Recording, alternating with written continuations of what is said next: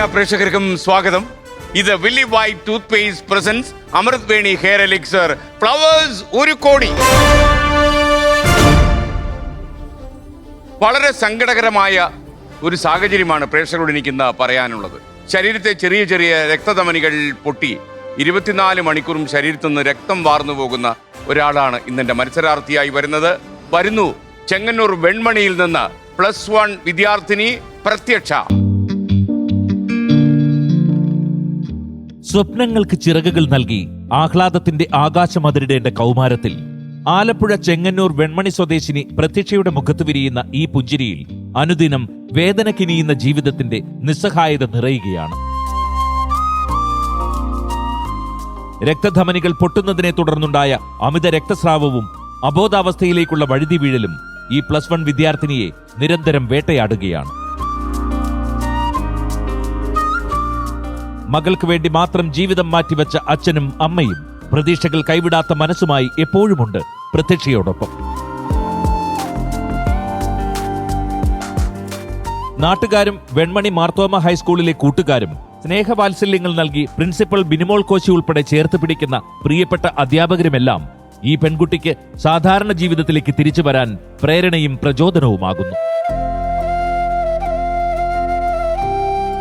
നിരന്തരം സാനിറ്ററി പാഡുകൾ മാറ്റിവെക്കേണ്ടി വരുന്ന രോഗാവസ്ഥയിൽ സാന്ത്വനവും കരുതലുമായി കൈവിടാതെ നിൽക്കുന്നത് നാട്ടിലെ സന്നദ്ധ സേവകരാണ്.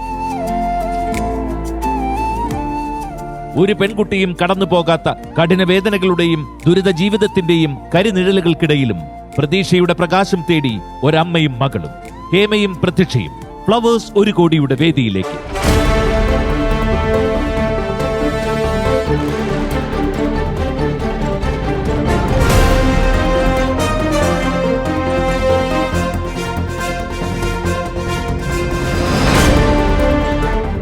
നമസ്കാരം പ്രത്യക്ഷ.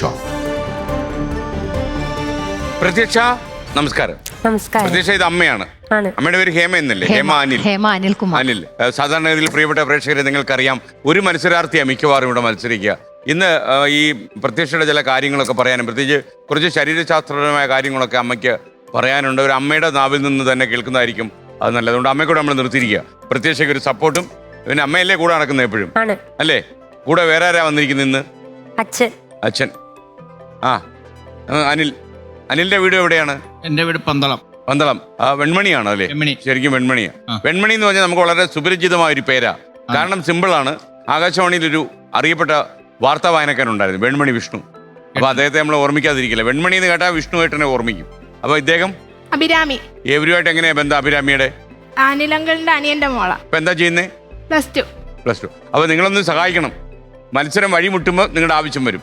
അപ്പൊ നമ്മൾ പറയും ഓക്കെ. അപ്പൊ അമ്മയും മകളും. കുട്ടേട്ടനെ പരിചയപ്പെട്ടോ? ഇല്ല. ഇതാണ് കുട്ടേട്ടൻ. പ്രത്യക്ഷ നമസ്കാരം. നമസ്കാരം. എന്തൊക്കെയുണ്ട് വിശേഷങ്ങൾ? നല്ല വിശേഷം. പ്രത്യക്ഷയെ കുറിച്ച് എല്ലാ കാര്യങ്ങളും കുട്ടേട്ടൻ അറിയാം. എല്ലാ സഹായത്തിനും കുട്ടേട്ടനും കൂടെ ഉണ്ടാകും. നന്നായി മത്സരിക്കൂ. പ്രത്യക്ഷയെ കാത്തിരിക്കുന്നത് 1 കോടി രൂപയാണ്. അമ്മയ്ക്ക് ഒരു മകനും കൂടി ഉണ്ടല്ലേ? ഒരു മകനും ഒരു മകളും. അല്ല, മകളിതല്ലേ? അല്ല, മൂത്ത ഒരു മകളും. ഒരു മകളും. അപ്പൊ 3 മക്കളുണ്ട്. ഓക്കെ. ആ മകൾ എന്താ ചെയ്യുന്നത്? മൂത്തയാള് +2 പഠിക്കുന്നു. ഇയാള് +1. ഇയാള് +1. മകനോ? മകൻ 7ാം ക്ലാസ്സിൽ. 7ാം ക്ലാസ്. ഇവരെല്ലാം ഒരേ സ്കൂളിലാണോ? ഒരേ സ്കൂളിൽ തന്നെയാണ്. ഓട്ടോറിക്ഷ പിടിച്ചങ്ങ് പോയാൽ മതിയല്ലേ? ഓക്കെ, സന്തോഷം. അപ്പൊ എനിക്ക് തോന്നുന്നത് കുറെ കാലമായി അമ്മ ഈ കുട്ടിയുടെ അസുഖമായിട്ട് ഇങ്ങനെ നടന്നു അല്ലേ? അതെ. ഓക്കെ. ഏത് ക്ലാസ്സിൽ മുതലാണ് ഇത്? 5ാം ക്ലാസ്സിൽ ജോയിൻ ചെയ്ത് ആദ്യത്തെ ഒരാഴ്ച. ശരിക്കും മോളുടെ പ്രശ്നം എന്തുവാണ്? മോളുടെ ശരീരത്തിലെ ബ്ലഡ് സെല്ലുകൾ പൊട്ടിയിട്ട് ആ ബ്ലഡ് എല്ലാം വയറ്റിൽ വന്ന് ഫില്ലാവുകയാണ്. എന്നിട്ട് അതിങ്ങനെ നമുക്ക് ഈ പീരിയഡ്സ് മാസം അങ്ങനെ വരുന്ന പോലെ പീരിയഡ്സ് പോലെ പുറത്തേക്ക് പോവുകയാണ്. അല്ലാതെ നമുക്കൊരു ഇഞ്ചക്ഷൻസോ സർജറിയോ അങ്ങനെ യാതൊരു കാര്യങ്ങളും മോളുടെ ശരീരത്തിൽ ചെയ്യാൻ പറ്റത്തില്ല. ആർത്തവം പോലെ ഇങ്ങനെ അങ്ങനെ പോയിക്കൊണ്ടിരിക്കുക. പിന്നെ ഇത് പൊട്ടുന്നതിനൊരു നമുക്കറിയാം, പൊട്ടുന്നതിന് ഒരു 2 മണിക്കൂർ മുന്നേ അല്ലെങ്കിൽ ഒരു 3 മണിക്കൂർ മുന്നേ ഇവളുടെ ശരീരത്തുണ്ടാകുന്ന മാറ്റങ്ങൾ നമുക്ക് തിരിച്ചറിയാൻ പറ്റും. ആ സമയത്തൊക്കെ നല്ല രീതിയിൽ ഭയങ്കര പെയിൻ ആയിരിക്കും, വേദന സഹിക്കാൻ പറ്റില്ല. ആ വേദന വന്നു കഴിയുമ്പോൾ ഇവള് ഓട്ടോമാറ്റിക് നമ്മളോട് കളിച്ച് ചിരിച്ചിരിക്കുന്ന സമയത്തായിരിക്കും ഈ വേദന വരുമ്പോൾ ഛർദ്ദിച്ചു കഴിഞ്ഞാൽ ആ ഒരു 2-3 വട്ടം ഛർദ്ദിച്ചു കഴിഞ്ഞാൽ ആളങ്ങ് അൺകോഷ്യസ് ആവും. കുഴഞ്ഞു വീഴും. അൺകോഷ്യസ് ആയി കഴിഞ്ഞാൽ അതിപ്പോ ഏകദേശം ഒരു 2 വർഷം കൊണ്ടാണ് ഈ ഒരു ടെൻഡൻസി കാണാൻ തുടങ്ങിയത്. മോൾക്ക് ഓർമ്മയുണ്ടോ ഈ അസുഖം ആദ്യമായിട്ട് ശരീരത്തിൽ വന്നു തുടങ്ങിയത്? ഈ ഓർമ്മയുണ്ടോ? അസുഖം വന്നു തുടങ്ങിയത് അറിയത്തില്ല, പക്ഷെ ഞാൻ സ്കൂളിൽ പോകുന്ന ടൈമിൽ വീഴുമായിരുന്നു. അന്ന് ഈ ബോധം കെട്ട് വീഴുന്ന പ്രശ്നം ഉണ്ടായിരുന്നു? ഇല്ലില്ല, അന്ന് അങ്ങനൊന്നും ഇല്ല. വീണ് കഴിഞ്ഞ് ബോധം പോകില്ല? ഇല്ല, വീഴും. വീണ് അതെന്തോ തളർച്ചോണ്ട് വീഴുന്നതാണോ? അല്ലല്ല, ഒന്നെങ്കിൽ കളിച്ചോണ്ടിരിക്കുന്ന ടൈമില്, ഓടുന്ന ടൈമില് ചുമ്മാ അറിയാതെ കാല് സ്ലിപ്പായി വീഴും. അങ്ങനെ വീണ് ഒരു ദിവസം ഞാൻ ഊഞ്ഞാലേന്ന് വീണായിരുന്നു. എത്ര വയസ്സുള്ളപ്പോഴത്? ഞാനത് 5ാം ക്ലാസ്സിൽ പഠിക്കുന്ന ടൈം. വീടിനടുത്ത് തന്നെയാണോ സ്കൂള്? ഞങ്ങളുടെ അവിടുന്ന് കുറച്ച് നടക്കാനുള്ള ദൂരമുണ്ട്. അതുകൊണ്ട് ഞങ്ങൾ നടന്നായിരുന്നു പൊക്കോണ്ടിരുന്നത്. അങ്ങനെ പൊക്കോണ്ടിരുന്ന ടൈമിൽ ഞാൻ വീണ് എന്റെ കാല് മുറിഞ്ഞ് ബ്ലഡ് വരുമായിരുന്നു. അപ്പൊ ടീച്ചർക്ക് എന്നോട് പറയും, നീ അടങ്ങി നടക്കാത്തത് കൊണ്ടാണ് വീഴുന്നത് എന്ന് ടീച്ചർ പറഞ്ഞിട്ട് വഴക്ക് പറയും. പിന്നെ മുറിയും ബ്ലഡ് ഉണ്ടാവും. ശരീരത്തിന് എല്ലാ ഭാഗവും ഇങ്ങനെ മുറിയുവോ? വീഴുമ്പോ എവിടാണോ തൊലി അവിടെ ബ്ലഡ് വരും. പിന്നെ ബ്ലഡ് നിക്കത്തില്ല. അങ്ങനായി ഒരു ദിവസം ഞാൻ ബ്ലഡ് ഭയങ്കരമായിട്ട് ഇങ്ങനെ ഒലിച്ചോണ്ടിരിക്കും. ബ്ലഡ് ക്ലോട്ട് ആവത്തില്ല. അങ്ങനെ ബ്ലഡ് ഒലിക്കും. അങ്ങനെ കുറെ ഇഷ്യൂസ് ആയി. അങ്ങനെ ഒരു ദിവസം ഞാൻ ഊഞ്ഞാലേന്ന് വീണ് കഴിഞ്ഞ് എനിക്ക് വീട്ടിലേക്ക് നടക്കാൻ പറ്റത്തില്ല. അപ്പം എൻ്റെ കൂടെ പഠിക്കുന്ന എൻ്റെ ഒരു കൂട്ടുകാരനും എൻ്റെ ചേച്ചിയും കൂടെ എന്നെ ഒരു ദിവസം സ്കൂളിൽ നിന്ന് നടക്കാൻ ബുദ്ധിമുട്ടായതുകൊണ്ട് ഇവർ രണ്ടുപേരും എന്നെ തോളത്ത് പിടിച്ചിട്ട് വീട്ടിൽ കൊണ്ടുവന്നു. അങ്ങനെ എൻ്റെ കാലിന് നല്ല വേദന കൂടി.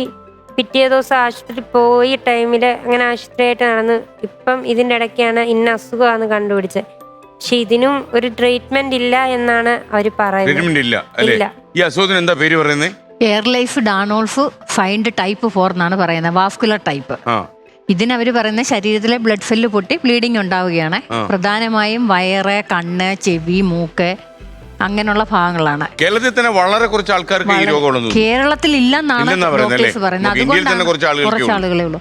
അതുകൊണ്ട് അവർ കേരളത്തിൽ കൊണ്ടുവരുമ്പോൾ നമ്മളെ ഒരു ഹോസ്പിറ്റലും അക്സെപ്റ്റ് ചെയ്യാത്ത, അവളുടെ ഒരു 300 പേജിന്റെ ഒരു ബുക്കുണ്ട്. ഈ 2018 മുതൽ നമ്മൾ ട്രീറ്റ് ചെയ്തുകൊണ്ടിരിക്കുന്ന പോണ്ടിച്ചേരി ജിപ്മർ ഹോസ്പിറ്റലാണ്.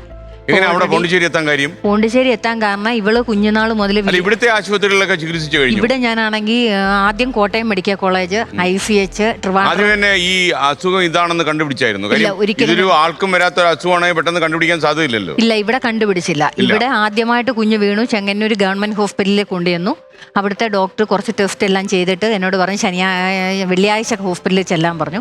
റിപ്പോർട്ട് നോക്കിയിട്ട് എന്നോട് പറഞ്ഞു എത്രയും പെട്ടെന്ന് കോട്ടയം മെഡിക്കൽ കോളേജിലേക്ക് കൊണ്ടുപോയിക്കോളാൻ പറഞ്ഞു. അപ്പം ഹസ്ബൻഡ് സ്ഥലത്തില്ലായിരുന്നു. ഞാൻ വിളിച്ചു വരുത്തി. ഞങ്ങൾ രണ്ടുപേരും കൂടെ കുഞ്ഞിനെയും കൂടി ശനിയാഴ്ച കാലത്ത് കോട്ടയം മെഡിക്കൽ കോളേജിലേക്ക് പോയി. അപ്പം മെഡിക്കൽ കോളേജിൻ്റെ അവിടെ ചെന്നപ്പോൾ ഞങ്ങളും അച്ഛൻ പറഞ്ഞു, നമുക്ക് മെഡിക്കൽ കോളേജിൽ കാണിക്കേണ്ട, കുഞ്ഞിനെ നമുക്ക് ICH കുട്ടികളുടെ ഹോസ്പിറ്റലല്ലേ, നമുക്ക് അവിടെ കാണിക്കാം. അപ്പോൾ 10 വയസ്സേ ഉള്ളൂ, നമുക്ക് അവിടെ കാണിക്കാമെന്ന് പറഞ്ഞു. അവിടെ കൊണ്ടുവന്നപ്പം അവിടുത്തെ മെയിൻ ഡോക്ടറാണ് ഡോക്ടർ സബിത എന്ന് പറയുന്നത്. പുള്ളിക്കാരി കണ്ടപ്പോഴേ പറഞ്ഞു ഇവിടെ അഡ്മിറ്റ് ചെയ്യണമെന്ന്. അപ്പോൾ ഞങ്ങൾ പറഞ്ഞു ഞങ്ങൾ അഡ്മിറ്റ് ആവാനുള്ള തയ്യാറെടുപ്പിലല്ല വന്നത്. ഇന്ന് ശനിയാഴ്ച, ഇന്ന് അഡ്മിറ്റ് ആയാലും നാളെ ഞായറാഴ്ച ആയതുകൊണ്ട് ഒരു ടെസ്റ്റ് നടത്താൻ പറ്റില്ല. ഞങ്ങൾ പോയിട്ട് തിങ്കളാഴ്ച കാലത്ത് 8 മണിക്ക് കുഞ്ഞിനെ അഡ്മിറ്റ് ആവാമെന്ന് പറഞ്ഞ് ഞങ്ങൾ അവിടെ നിന്ന് തിരിച്ചു പോന്നു.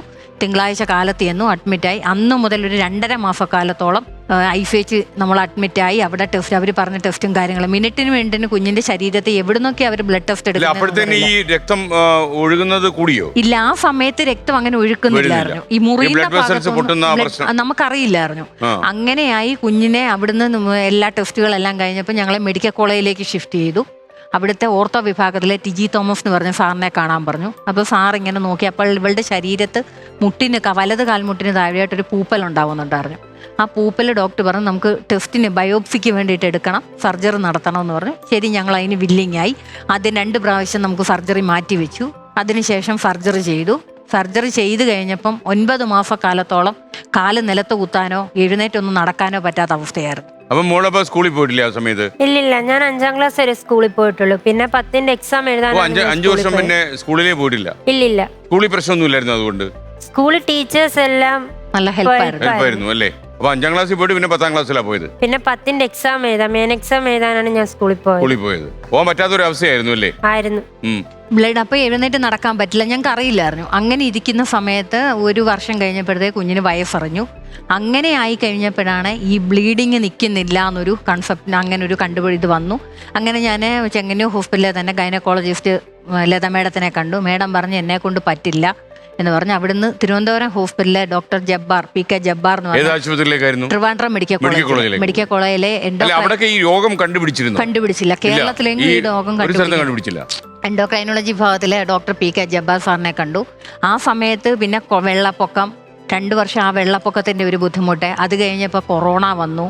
അപ്പോൾ കൊറോണ ആയപ്പോൾ ഞങ്ങൾക്ക് ഒന്നും ചെയ്യാൻ പറ്റാത്ത അവസ്ഥയായിരുന്നു. അങ്ങനെ ബ്ലഡ് ഇങ്ങനെ പോകുന്നുണ്ട്, ബ്ലഡ് പോകുന്നുണ്ട്. അപ്പോൾ 2010 പരിഹാരമായിട്ട് പറഞ്ഞത് പരിഹാരം അവർ 2.5 വർഷക്കാലം പ്രൊജസ്ട്രോൺ എന്ന് പറഞ്ഞൊരു ടാബ്ലറ്റ് കൊടുത്തു ഈ ബ്ലീഡിങ് നിൽക്കാൻ വേണ്ടി. അത് കുഞ്ഞിന്റെ ശരീരത്തെ വല്ലാത്ത രീതിയിൽ ബാധിച്ചു. കണ്ണിലെ ഞരമ്പ് പൊട്ടി, ചെവിക്ക് കേൾവി കുറവ് വന്നു, കണ്ണിന് കാഴ്ചക്കുറവ്, ബ്ലീഡിങ് നിൽക്കുന്നുമില്ല, കണ്ണിന് കാഴ്ചക്കുറവുണ്ടായി, ചെവി കേൾക്കില്ല. അപ്പൊ അവര് വേറെ ഏതെങ്കിലും രോഗമാണെന്ന് ധരിച്ച് ചികിത്സിച്ചു? അവര് ഒന്നും പറയുന്നില്ല, നമ്മളോട് അവരൊന്നും തുറന്നു പറയുന്നില്ല. അവര് പറയുന്ന ടെസ്റ്റുകൾ ഡോക്ടറിനോട് ചോദിക്കുന്നുണ്ട്. അപ്പൊ ഡോക്ടർ പറഞ്ഞു പീരിയഡ്സ് ആയി, അതിന്റെ പ്രശ്നമല്ല, വേറെ കുഴപ്പമൊന്നും ഇല്ല എന്നാണ് ഡോക്ടർ പറയുന്നത്. ഓക്കെ, അത് വിശദമായിട്ട് ഡോക്ടേഴ്സിന് മനസ്സിലായില്ല. അവര് പറഞ്ഞ ഹോർമോൺ ചേഞ്ചസ് വരുന്നത് കൊണ്ടാണ് നമുക്ക് അടുത്ത ടെസ്റ്റുകൾ ചെയ്യണം. അങ്ങനെ ഒരു 47,000 രൂപയുടെ ബ്ലഡ് ടെസ്റ്റ് മാത്രം ഒരു മാസം ഞങ്ങള് മറ്റുള്ള സ്കാനും 9 MRI എടുത്തു, 2-3 CT എടുത്തു, എക്സ്റേകൾ ഒരുപാട് എടുത്തു. ഇതിനൊക്കെ സാമ്പത്തികമായിട്ട് എങ്ങനെയായിരുന്നു? നിങ്ങൾ അത്യാവശ്യം വീട്ടിൽ പൈസ ഉള്ള വീട്ടിലാണോ? അല്ലല്ല, ഞങ്ങളാണെങ്കിൽ ആ കൊറോണ ടൈം ആയപ്പോൾ നമുക്ക് പ്രത്യേകിച്ച് വരുമാന മാർഗങ്ങളില്ല. ഞാനാണെങ്കിൽ ഒരു ഹോസ്പിറ്റലിൽ, പ്രൈവറ്റ് ഹോസ്പിറ്റലിൽ ഫാർമസി ബില്ലിംഗ് സെക്ഷനിൽ വർക്ക് ചെയ്യുന്നുണ്ടായിരുന്നു. അത് കഴിഞ്ഞപ്പോൾ അതിനൊന്നും നമുക്ക് എങ്ങോട്ടും ഇവളെ ഇട്ടിട്ട് തിരിയാൻ പറ്റാത്ത അവസ്ഥയെ 2 മാസക്കാലത്തോളം ഞങ്ങൾ ട്രിവാൻഡ്രം മെഡിക്കൽ കോളേജിൽ അവർ അഡ്മിറ്റ് ആക്കിയില്ല ഞങ്ങളെ. അപ്പം ഞങ്ങളോട് പറഞ്ഞു പുറത്ത് നിങ്ങൾ റൂം എടുത്ത് തങ്ങ്, എന്നിട്ട് രാവിലെ വന്ന് ടെസ്റ്റും കാര്യങ്ങളും എല്ലാം ചെയ്താൽ മതി. അങ്ങനെ അതിനിടയിലാണോ ഇയാൾ ഈ ബോധക്കേട് ഒന്ന് വീഴാൻ തുടങ്ങി? ആ സമയത്തൊന്നും ഇയാൾക്ക് പ്രശ്നമില്ലായിരുന്നു. പിന്നെ നിങ്ങൾ ഈ പോണ്ടിച്ചേരി എത്താൻ കാരണം അങ്ങനെ ഞങ്ങള് അപ്പൊ ഇവർക്കൊരു ബയോപ്സിയുടെ റിസൾട്ട് വന്നപ്പം അവര് പറഞ്ഞു ഒരു റേഡിയോളജിസ്റ്റിനെ കാണിക്കുന്നത് നല്ലതാണ്, എന്താണെന്ന് അവർക്ക് പോലും കണ്ടെത്താൻ കഴിയുന്നില്ല എന്ന് പറഞ്ഞു. അപ്പൊ അങ്ങനെ ഈ ഒത്തിരി പ്രശ്നങ്ങൾ മൾട്ടിപ്പിൾ ആയതുകൊണ്ട് പല പ്രശ്നങ്ങളായി 4-5 വർഷമായി. അങ്ങനെയായി ഞങ്ങള് ഉറങ്ങാനൊക്കെ പറ്റുമായിരുന്നു രാത്രി? ഇല്ലില്ല, നല്ല പെയിൻ ആയിരിക്കും കാലിനും കൈക്കും ഒക്കെ, അതുകൊണ്ട് ഉറക്കം കിട്ടുന്നില്ല, പഠിക്കാൻ പറ്റുന്നില്ല. ഇല്ലില്ല, 7 നേരം ബ്ലഡ് ഇങ്ങനെ പൊക്കോണ്ടിരിക്കും, വയറുവേദന, അങ്ങനെ കുറെ ഇഷ്യൂസ് ഉണ്ടായിരുന്നു, കാലിന് വേദന. അപ്പൊ നമ്മൾ ഈ ഒരുപാട് നിരന്തരമായിട്ട് പാഡൊക്കെ വാങ്ങിക്കേണ്ടി വരും. അപ്പൊ അതൊരു സാമ്പത്തിക പ്രശ്നമാവില്ലേ? ഇതെങ്ങനെ നിങ്ങൾ അഡ്ജസ്റ്റ് ചെയ്യും ഓരോ ദിവസവും? നമ്മൾ മേടിക്കും. പിന്നെ ഞങ്ങളുടെ അടുത്ത് തണൽ ചാരിറ്റബിൾ സൊസൈറ്റി വാങ്ങിക്കേണ്ടി വരുമായിരുന്നു? അത് നമുക്കൊരു ലിമിറ്റേഷൻസ് ഇല്ല, ഒന്നുമില്ല. അത്രയും കൂടുതൽ. ആദ്യമൊക്കെ കുറെയൊക്കെ നമ്മൾ വാങ്ങിക്കുമായിരുന്നു. പിന്നെ ഞങ്ങളുടെ അടുത്ത് തണൽ ചാരിറ്റബിൾ സൊസൈറ്റി എന്ന് പറഞ്ഞൊരു സംഘടന ഉണ്ട്, അതിന്റെ ഒരു പയ്യനുണ്ട്, അത് അവിടെ അടുത്ത് അക്ഷയ സെന്റർ നടത്തുക. ആ പയ്യനാണ് നമുക്ക് ജിനേഷ്. ആ പയ്യനായിരുന്നു നമുക്ക് പല പ്രാവശ്യം ആ പയ്യൻ നമുക്ക് പാടുകൾ വാങ്ങിക്കൊണ്ട് തന്നിട്ടുണ്ട്. പലരോടും പറഞ്ഞിട്ട് ആ പയ്യനെ നമുക്ക് വീടുകളിൽ എത്തിച്ചു തന്നിട്ടുണ്ട്. പിന്നെ സാമ്പത്തികമായിട്ടും ആ പയ്യൻ കുറെയൊക്കെ സഹായിച്ചിട്ടുണ്ട്. പിന്നെ നമ്മുടെ ആ ചുറ്റുവട്ടത്തുള്ള കുറെ ചെറുപ്പക്കാരുണ്ട് ഈ ജോലി. നിങ്ങൾ ഈ ഇത്രയും ആശുപത്രികളിലേക്ക് ഇങ്ങനെ നിരന്തരം ട്രീറ്റ്മെന്റ് പോകാനൊക്കെ ഈ പണത്തിന്റെ മാർഗം എവിടെയാ കണ്ടെത്തിയത്? കടം വാങ്ങിച്ചു, കടം വാങ്ങിച്ചു, ലോൺ ഉണ്ട്. നമ്മുടെ ഈ മൈക്രോ ഫിനാൻസുകളുണ്ടല്ലോ, ആ സമയത്ത്. താങ്കൾക്ക് എന്തോ വരുമാന മാർഗം? എല്ലാ പണിക്കും പോകും. അല്ല, ഇത് കാരണം ഇതിപ്പോ നിരന്തരം പൈസ ഇത്രയും വേണമല്ലോ. ചിട്ടിയും പാട്ടൊക്കെ ഉണ്ട്, ഇപ്പോഴും ഉണ്ട് അല്ലേ? ഓക്കെ. നാട്ടിൽ അയലത്തുള്ളവരൊക്കെ സഹായിക്കുമായിരുന്നോ? അയലക്കാരെന്ന് പറഞ്ഞ എല്ലാവരും നമ്മളെ പോലെ സാധാരണപ്പെട്ട മനുഷ്യരാണ്. കൂട്ടുകാരികൾക്കൊക്കെ ഇത് അറിയാമോ? അറിയാം. അവരൊക്കെ ഹെൽപ്പ് ചെയ്യുമോ? അവര് പഠിക്കാനൊക്കെ ഹെൽപ്പ് ചെയ്യും. ടീച്ചേഴ്സൊക്കെ പഠിക്കാൻ സപ്പോർട്ടാ. അപ്പൊ ഈ പോണ്ടിച്ചേരിയിലെ ഈ ഗവേഷണ കേന്ദ്രത്തിൽ എത്താൻ കാര്യമായത് ഞങ്ങൾ RCCയിലെ കേരളത്തിൽ ഏതെങ്കിലും ആശുപത്രിയിൽ ഈ രോഗം ഇതാണ് എന്ന് നിർണയിച്ച് ഡയഗ്നോസ് ചെയ്ത് പറഞ്ഞു? ഇല്ല, ഇതുവരെ പറഞ്ഞിട്ടില്ല. ഞങ്ങൾ അങ്ങനെ. ആരാണ് നിങ്ങളെ പോണ്ടിച്ചേരിയിലേക്ക് ഡയറക്ട് ചെയ്തത്? നമ്മുടെ RCCയിലെ ഗംഗാരം സാർ. ഞങ്ങൾ സാറിനെ പോയി കണ്ടായിരുന്നു. ഗംഗാരം സാറിനെ കുഞ്ഞിന്റെ ഇതുവരെയുള്ള ഫയലുകളെല്ലാം കാണിച്ചു. എന്താ ഡോക്ടർ അദ്ദേഹത്തിന് എന്താ കാണിക്കാൻ കാര്യം? ഓങ്കോളജിസ്റ്റ് അല്ലേ? അല്ല, അവരും ഞങ്ങളോട് പറഞ്ഞൊരു റേഡിയോളജിസ്റ്റിനെ കാണിച്ചിട്ട് ഓങ്കോളജിസ്റ്റിനെ തന്നെ കണ്ടിട്ട് സാറിനാകുമ്പോൾ ഇതൊന്ന് നോക്കിയിട്ട് എന്താണെന്ന് കണ്ടെത്താൻ പറ്റുമോ. അവർക്കും ഒരു സംശയം എന്താണ്, ഇതുവരെ ഇതിനൊരു അസുഖം സ്ഥിരീകരിക്കാൻ പറ്റാത്തതുകൊണ്ട് സാറിനെ ഒന്ന് കാണിക്കാം. സാറ് പറഞ്ഞു എനിക്ക് എന്താണെന്ന് ഇതുവരെ എനിക്കും ഉറപ്പിക്കാൻ പറ്റുന്നില്ല, നിങ്ങൾ അതുകൊണ്ട് ഒരു കാര്യം ചെയ്യ്, ഇന്നടത്തൊരു ഹോസ്പിറ്റലുണ്ട് Pondicherry, JIPMER hospital, Jawaharlal institute post graduation. നിങ്ങളെ പോലുള്ളവർക്ക് അതാണ് ഏറ്റവും നല്ലത്. സർക്കാർ സ്ഥാപനമാണോ? സെൻട്രൽ ഗവൺമെന്റിന്റെ. അപ്പൊ അവിടെ ഒന്ന് പോകാൻ പറഞ്ഞു. അപ്പൊ ഈ പോണ്ടിച്ചേരി എന്ന് പറയുന്ന സ്ഥലം ഞങ്ങൾ ജീവിതത്തിൽ ആദ്യമായിട്ടാണ് കേൾക്കുന്നത്, ഈ ഒരു ഹോസ്പിറ്റലിനെ കുറിച്ച് അറിയുന്നത്. ഞങ്ങൾ അവിടുന്ന് ഒരു ദിവസം മോളുടെ സർജറി കഴിഞ്ഞ് കാലൊന്നും നിലത്ത് കുത്താത്ത അവസ്ഥയാണ്. മോളെ വീട്ടിലാക്കിയിട്ട് ഈ പോണ്ടിച്ചേരിയിലേക്ക് പോകുമ്പോൾ മോൾക്ക് ഈ ബോധമില്ലാതാകുന്ന പ്രശ്നം ഉണ്ടായി തുടങ്ങിയായിരുന്നു. ആ സമയത്ത് ആദ്യം സ്റ്റാർട്ടിങ്ങിലൊന്നും അവര് പ്രശ്നമില്ലായിരുന്നു. ഉറക്കം വരുമോ മോളെ? ഇല്ല, ഉണർന്നു കിടക്കും. അപ്പൊ എന്ത് ചെയ്യും? ഇപ്പൊ ഞാൻ അതിനുള്ള ടാബ്ലറ്റ് കഴിക്കുന്നുണ്ട്. ഉറങ്ങാൻ വേണ്ടിയോ? ഒരുപാട് കഴിക്കേണ്ടി വരുമോ? ഇല്ല, നേരത്തെ ഒരെണ്ണമായിരുന്നു, ഇപ്പം ഒന്നിന്റെ പകുതിയാക്കി തന്നിട്ടുണ്ട്. അത് കഴിച്ചു കഴിഞ്ഞാൽ ഒരു 12 മണിയൊക്കെ ആകുമ്പോഴത്തേന് ഉറങ്ങിക്കോളും. അപ്പൊ ആ മരുന്ന് കഴിച്ചാൽ അതിന് സൈഡ് ഇഫക്റ്റ് ഉണ്ടാവൂലേ? നമ്മൾ എത്ര മണിക്കാണോ കഴിക്കുന്നത് പിറ്റേ ദിവസം ആ സമയം ആവാതെ എണീക്കാറില്ല. മോളുടെ നേരത്തെ കഴിച്ച മെഡിസിൻ ഇഫക്റ്റ് കൊണ്ട് കണ്ണിനുണ്ടായ പ്രശ്നമൊക്കെ പിന്നീട് പരിഹരിക്കപ്പെട്ടോ? പെട്ടു. പക്ഷെ ഇപ്പോഴും കണ്ണിന്റെ ലേസർ ചെയ്തോണ്ടിരിക്കേ പറ്റുള്ളൂ, അല്ലാതെ. ഏത് കണ്ണിനാ പറ്റിയത്? 2 കണ്ണിനും ഉണ്ട്. 2 കണ്ണിനും ഉണ്ട്. ലേസർ ചെയ്തില്ലെങ്കിൽ അവര് പറയുന്ന കണ്ണിന്റെ കാഴ്ച നഷ്ടപ്പെടും, പിന്നെ കാഴ്ച തിരിച്ചു കിട്ടാൻ ഭയങ്കര ബുദ്ധിമുട്ടാണ്. അതുകൊണ്ട് നമ്മുടെ മുന്നിലുള്ള ഏക വഴി കണ്ണിന്റെ ലേസർ നടത്തുക എന്ന് മാത്രമേ ഉള്ളൂ. ഇപ്പൊ ഇതിനിടയിൽ ഈ വീണ് കൈകാലുകൾ മുറിയുന്ന പരിപാടി അത് ഉണ്ടോ? ഇപ്പോ ഇല്ലല്ലോ. ഇപ്പൊ സത്യം പറഞ്ഞാൽ ഞാൻ പുറത്തോട്ടൊന്നും പോവാറില്ല, വീട്ടിൽ തന്നെ ഇരിക്കുക. അപ്പൊ നമ്മൾ ആ പോണ്ടിച്ചേരിയിലെ ഗവേഷണ കേന്ദ്രം, കേന്ദ്ര സർക്കാരിന്റെ സ്ഥാപനം, അവിടെ എത്തി പോണ്ടിച്ചേരി. അവിടെ എത്തി. അവിടെ നിങ്ങൾക്ക് ഒന്നും അറിയില്ല ഈ രോഗം എന്താണെന്നോ അല്ലേ? ഒന്നും അറിയില്ല. അപ്പൊ ഞങ്ങൾക്ക് ഈ പോണ്ടിച്ചേരി ഹോസ്പിറ്റലിനെ കുറിച്ച് അറിയില്ല. അപ്പൊ മോളെ വീട്ടിലാക്കിയിട്ട് എൻ്റെ അച്ഛനും അമ്മയുണ്ട്, കൂടെ പറപ്പുകളുണ്ട്, അവരെ എല്ലാം ആക്കിയിട്ട് അനിയനുണ്ട്, എല്ലാവരെയും ഏൽപ്പിച്ചിട്ട് ഞങ്ങൾ ഒരു ദിവസം ഇവിടുന്ന് വണ്ടി കയറി നേരെ തൃശ്ശൂർ, പാലക്കാട്, കോയമ്പത്തൂർ, അങ്ങനെ എല്ലാവരോടും ചോദിച്ച് ഞങ്ങൾ പിറ്റേ ദിവസം വൈകിയപ്പോഴത്തേക്കിന് പോണ്ടിച്ചേരി ചെന്നു. അവിടെ ചെന്ന് പിറ്റേ ദിവസം ഞങ്ങളൊരു ഫോൺ നമ്പറും കൊണ്ട് മാത്രമാണ് പോകുന്നത്. അവിടെയുള്ള ഗുരുജി എന്ന് പറഞ്ഞ ഒരാളുടെ നമ്പർ ഉണ്ടായിരുന്നു നമ്മുടെ കൈവശം. അതുകൊണ്ട് അവിടെ ചെന്നു. ഈ ഗുരുജി എന്ന് പറഞ്ഞ ആളിനെ കണ്ടു. ഒരു ഒക്ടോബർ 2 ഗാന്ധി ജയന്തിയുടെ അന്നാണ് ഞങ്ങൾ അവിടെ ചെല്ലുന്നത്. അപ്പം ഞങ്ങൾക്ക് അറിയില്ലായിരുന്നു അന്ന് ഹോസ്പിറ്റൽ അവധിയാണ് എന്നറിയില്ലായിരുന്നു. ആ ചേട്ടൻ ഞങ്ങളുടെ ഒപ്പം വന്നു. പിറ്റേന്ന് രാവിലെ കാലത്ത്. അദ്ദേഹത്തെ എങ്ങനെ പരിചയം? അത് നമുക്ക് നമ്മുടെ അടുത്തുള്ള ഒരാൾ തന്നതാണ്, നമ്മുടെ നമ്പർ തന്നതാണ്. ഒരു ഉത്തരവാദിത്തപ്പെട്ട പുള്ളി, അവിടെ തമിഴ് ബ്രാഹ്മണ സഭയുടെയും ഒക്കെ ഉത്തരവാദിത്തമുള്ള, വിശ്വന്ത പരിഷത്തിന്റെ ഒക്കെ ഉത്തരവാദിത്തമുണ്ട് പുള്ളിക്കാരന്. അപ്പം നമുക്ക് അങ്ങനെ ഒരാൾ നമുക്ക് തന്നിട്ട് പറഞ്ഞു ഈ ആളിനെ അവിടെ പോയി ചെന്ന് കണ്ടാൽ മതി എന്ന് പറഞ്ഞു. ഞങ്ങൾ അവിടെ ചെന്ന് പുള്ളിയെ കണ്ടു. പുള്ളി എല്ലാ കാര്യത്തിലും ഞങ്ങൾക്ക് സപ്പോർട്ടായിരുന്നു. പുള്ളി ഞങ്ങളുടെ കൂടെ തന്നെ കാലത്ത് 6 മണിക്ക് ഹോസ്പിറ്റലിൽ വന്നു ഡോക്ടേഴ്സിൻ്റെ. അപ്പം അന്ന് ഞങ്ങൾക്ക് തമിഴോ ഭാഷയോ കാര്യങ്ങളോ ഒന്നും അറിയില്ല. പുള്ളിക്കാരൻ തന്നെ എല്ലാം സംസാരിച്ചു. അപ്പം ഞങ്ങളോട് പറഞ്ഞു നാട്ടിൽ പോയിട്ട് നിങ്ങൾ മോളെയും കൊണ്ട് വരാൻ പറഞ്ഞു. ഞങ്ങൾ തിരിച്ച് നാട്ടിൽ വന്നിട്ട് ഇവിടുന്ന് മോളെയും കൂട്ടിക്കൊണ്ട് അവിടെ പോയി. അന്ന് മുതൽ അവിടുത്തെ ട്രീറ്റ്മെൻറ്റ്. അപ്പോൾ അവർ പറഞ്ഞു നമുക്ക് കുറച്ച് കാര്യങ്ങളിലൂടെയൊക്കെ ചെയ്യണമെന്ന് പറഞ്ഞു. അങ്ങനെ ഒരു 3 മാസക്കാലത്തോളം നമ്മൾ പോണ്ടിച്ചേരി ജിപ്മർ ഹോസ്പിറ്റലിൽ ട്രീറ്റ്മെൻറ്റ് നടത്തി വരുമ്പോഴാണ് ഈ കൊറോണ പ്രശ്നം വന്നത്. കൊറോണയുടെ ഇഷ്യൂസ് വന്നു കഴിഞ്ഞപ്പം നമുക്ക് കേരളത്തിൽ നിന്ന് വണ്ടികളൊന്നും അവിടേക്ക് പോകുന്നില്ല. അങ്ങനെ ഒരു ബുദ്ധിമുട്ട് വന്നപ്പോൾ വീണ്ടും ബ്ലീഡിങ് പ്രശ്നങ്ങളും മറ്റുള്ള കാര്യങ്ങളും എല്ലാം, വേദന, കൈകാല് കഴപ്പ്, ആഹാരം കഴിക്കാൻ പറ്റുന്നില്ല, ആളങ്ങ് ടയേർഡായി കഴിഞ്ഞപ്പോൾ ഞങ്ങൾ വീണ്ടും തിരുവനന്തപുരത്തേക്ക് തന്നെ പോയി. അവിടെ രോഗം കണ്ടുപിടിച്ചില്ല. അല്ല, അപ്പൊ ഈ ഞാൻ ചോദിക്കുന്ന ഈ അൺകോൺഷ്യസ് ആവുന്ന, ഈ ബോധമില്ലാതാകുന്ന അവസ്ഥ ഈ പോണ്ടിച്ചേരി ഹോസ്പിറ്റലിൽ ചെന്നതിന് ശേഷം ഉണ്ടായിട്ടുണ്ടോ? ഇപ്പൊ ഒരു 2 വർഷക്കാലം കൊണ്ടാണ് ഈ ഒരു അവസ്ഥയിലേക്ക് എത്തിയത്. അത് അവര് പറഞ്ഞ ഈ വേദന വന്നു കഴിയുമ്പം ഈ തലയിലെ ചെറിയ ഞരമ്പുകളൊക്കെ അതിലേക്കാണ്, തലയിലെ ഞരമ്പുകളിലേക്കാണ് ഇതിന്റെ ബുദ്ധിമുട്ട് പോകുന്നത്. മെഡിക്കൽ കോളേജിൽ പോയിട്ട് അവിടുന്ന് ഞങ്ങൾ ഡോക്ടർ പറഞ്ഞ് അഡ്മിറ്റ് ആവാൻ പറഞ്ഞു. ഞങ്ങൾ പുറത്ത് നിന്നുകൊണ്ട് ടെസ്റ്റും കാര്യങ്ങളും എല്ലാം ചെയ്തു. ഒരു മാസം തന്നെ 47,000 രൂപയുടെ ബ്ലഡ് ടെസ്റ്റ് ചെയ്തു, 9 MRI എടുത്തു, CT എടുത്തു, ഇതെല്ലാം ചെയ്തിട്ട് അസുഖങ്ങൾ. അവസാനം ഡോക്ടർ ഞങ്ങളോട് വന്നിട്ട് പറഞ്ഞു നമുക്കൊരു ജെനറ്റിക് ടെസ്റ്റ് ചെയ്യണമെന്ന് പറഞ്ഞു. അപ്പം ഞങ്ങൾ ചോദിച്ചാൽ എങ്ങനെയാണ് സാറെന്ന് ചോദിച്ചു. പറഞ്ഞു പുറത്ത് ചെയ്യണം, ഏകദേശം ഒരു 47,000-49,000 രൂപയ്ക്ക് അടുത്ത് വരും എന്ന് പറഞ്ഞു. അപ്പം ഞങ്ങൾ പറഞ്ഞു അതിനുള്ള സാമ്പത്തികം ഇപ്പം ഈ കണ്ടെത്താൻ ബുദ്ധിമുട്ടായി, എങ്ങനെയാണെന്ന് ചോദിച്ചു. അപ്പോൾ പറഞ്ഞു ലോണും കാര്യങ്ങളും ഒക്കെ ഇപ്പം ചെയ്യുന്നുണ്ട്, ഇങ്ങനെ ട്രീറ്റ്മെൻറ്റിൻ്റെ കാര്യത്തിന് ലോണുണ്ട്, നിങ്ങൾ അതൊന്ന് ട്രൈ ചെയ്ത് നോക്കാൻ പറഞ്ഞു. അപ്പം അങ്ങനെ ഞങ്ങൾ നോക്കിയിട്ട് അതൊന്നും നടന്നില്ല, ട്രൈ ചെയ്ത് നോക്കിയിട്ട് കിട്ടില്ല. അങ്ങനെ ഇരിക്കുന്ന സമയത്താണ് കുഞ്ഞിൻ്റെ കണ്ണിലെ ഞരമ്പ് പൊട്ടി, ചെവിയിലെ ഞരമ്പ് പൊട്ടി, കാഴ്ച മങ്ങുന്നു. അപ്പൊ പൊട്ടി കണ്ണിലെല്ലാം ബ്ലഡ് വന്നങ്ങ് ഫില്ലാവും. നമുക്കറിയാം, നമ്മൾ നോക്കി നിൽക്കുന്ന നിമിഷ നേരം കൊണ്ടാണ് കണ്ണിൽ ബ്ലഡ് വന്നത്.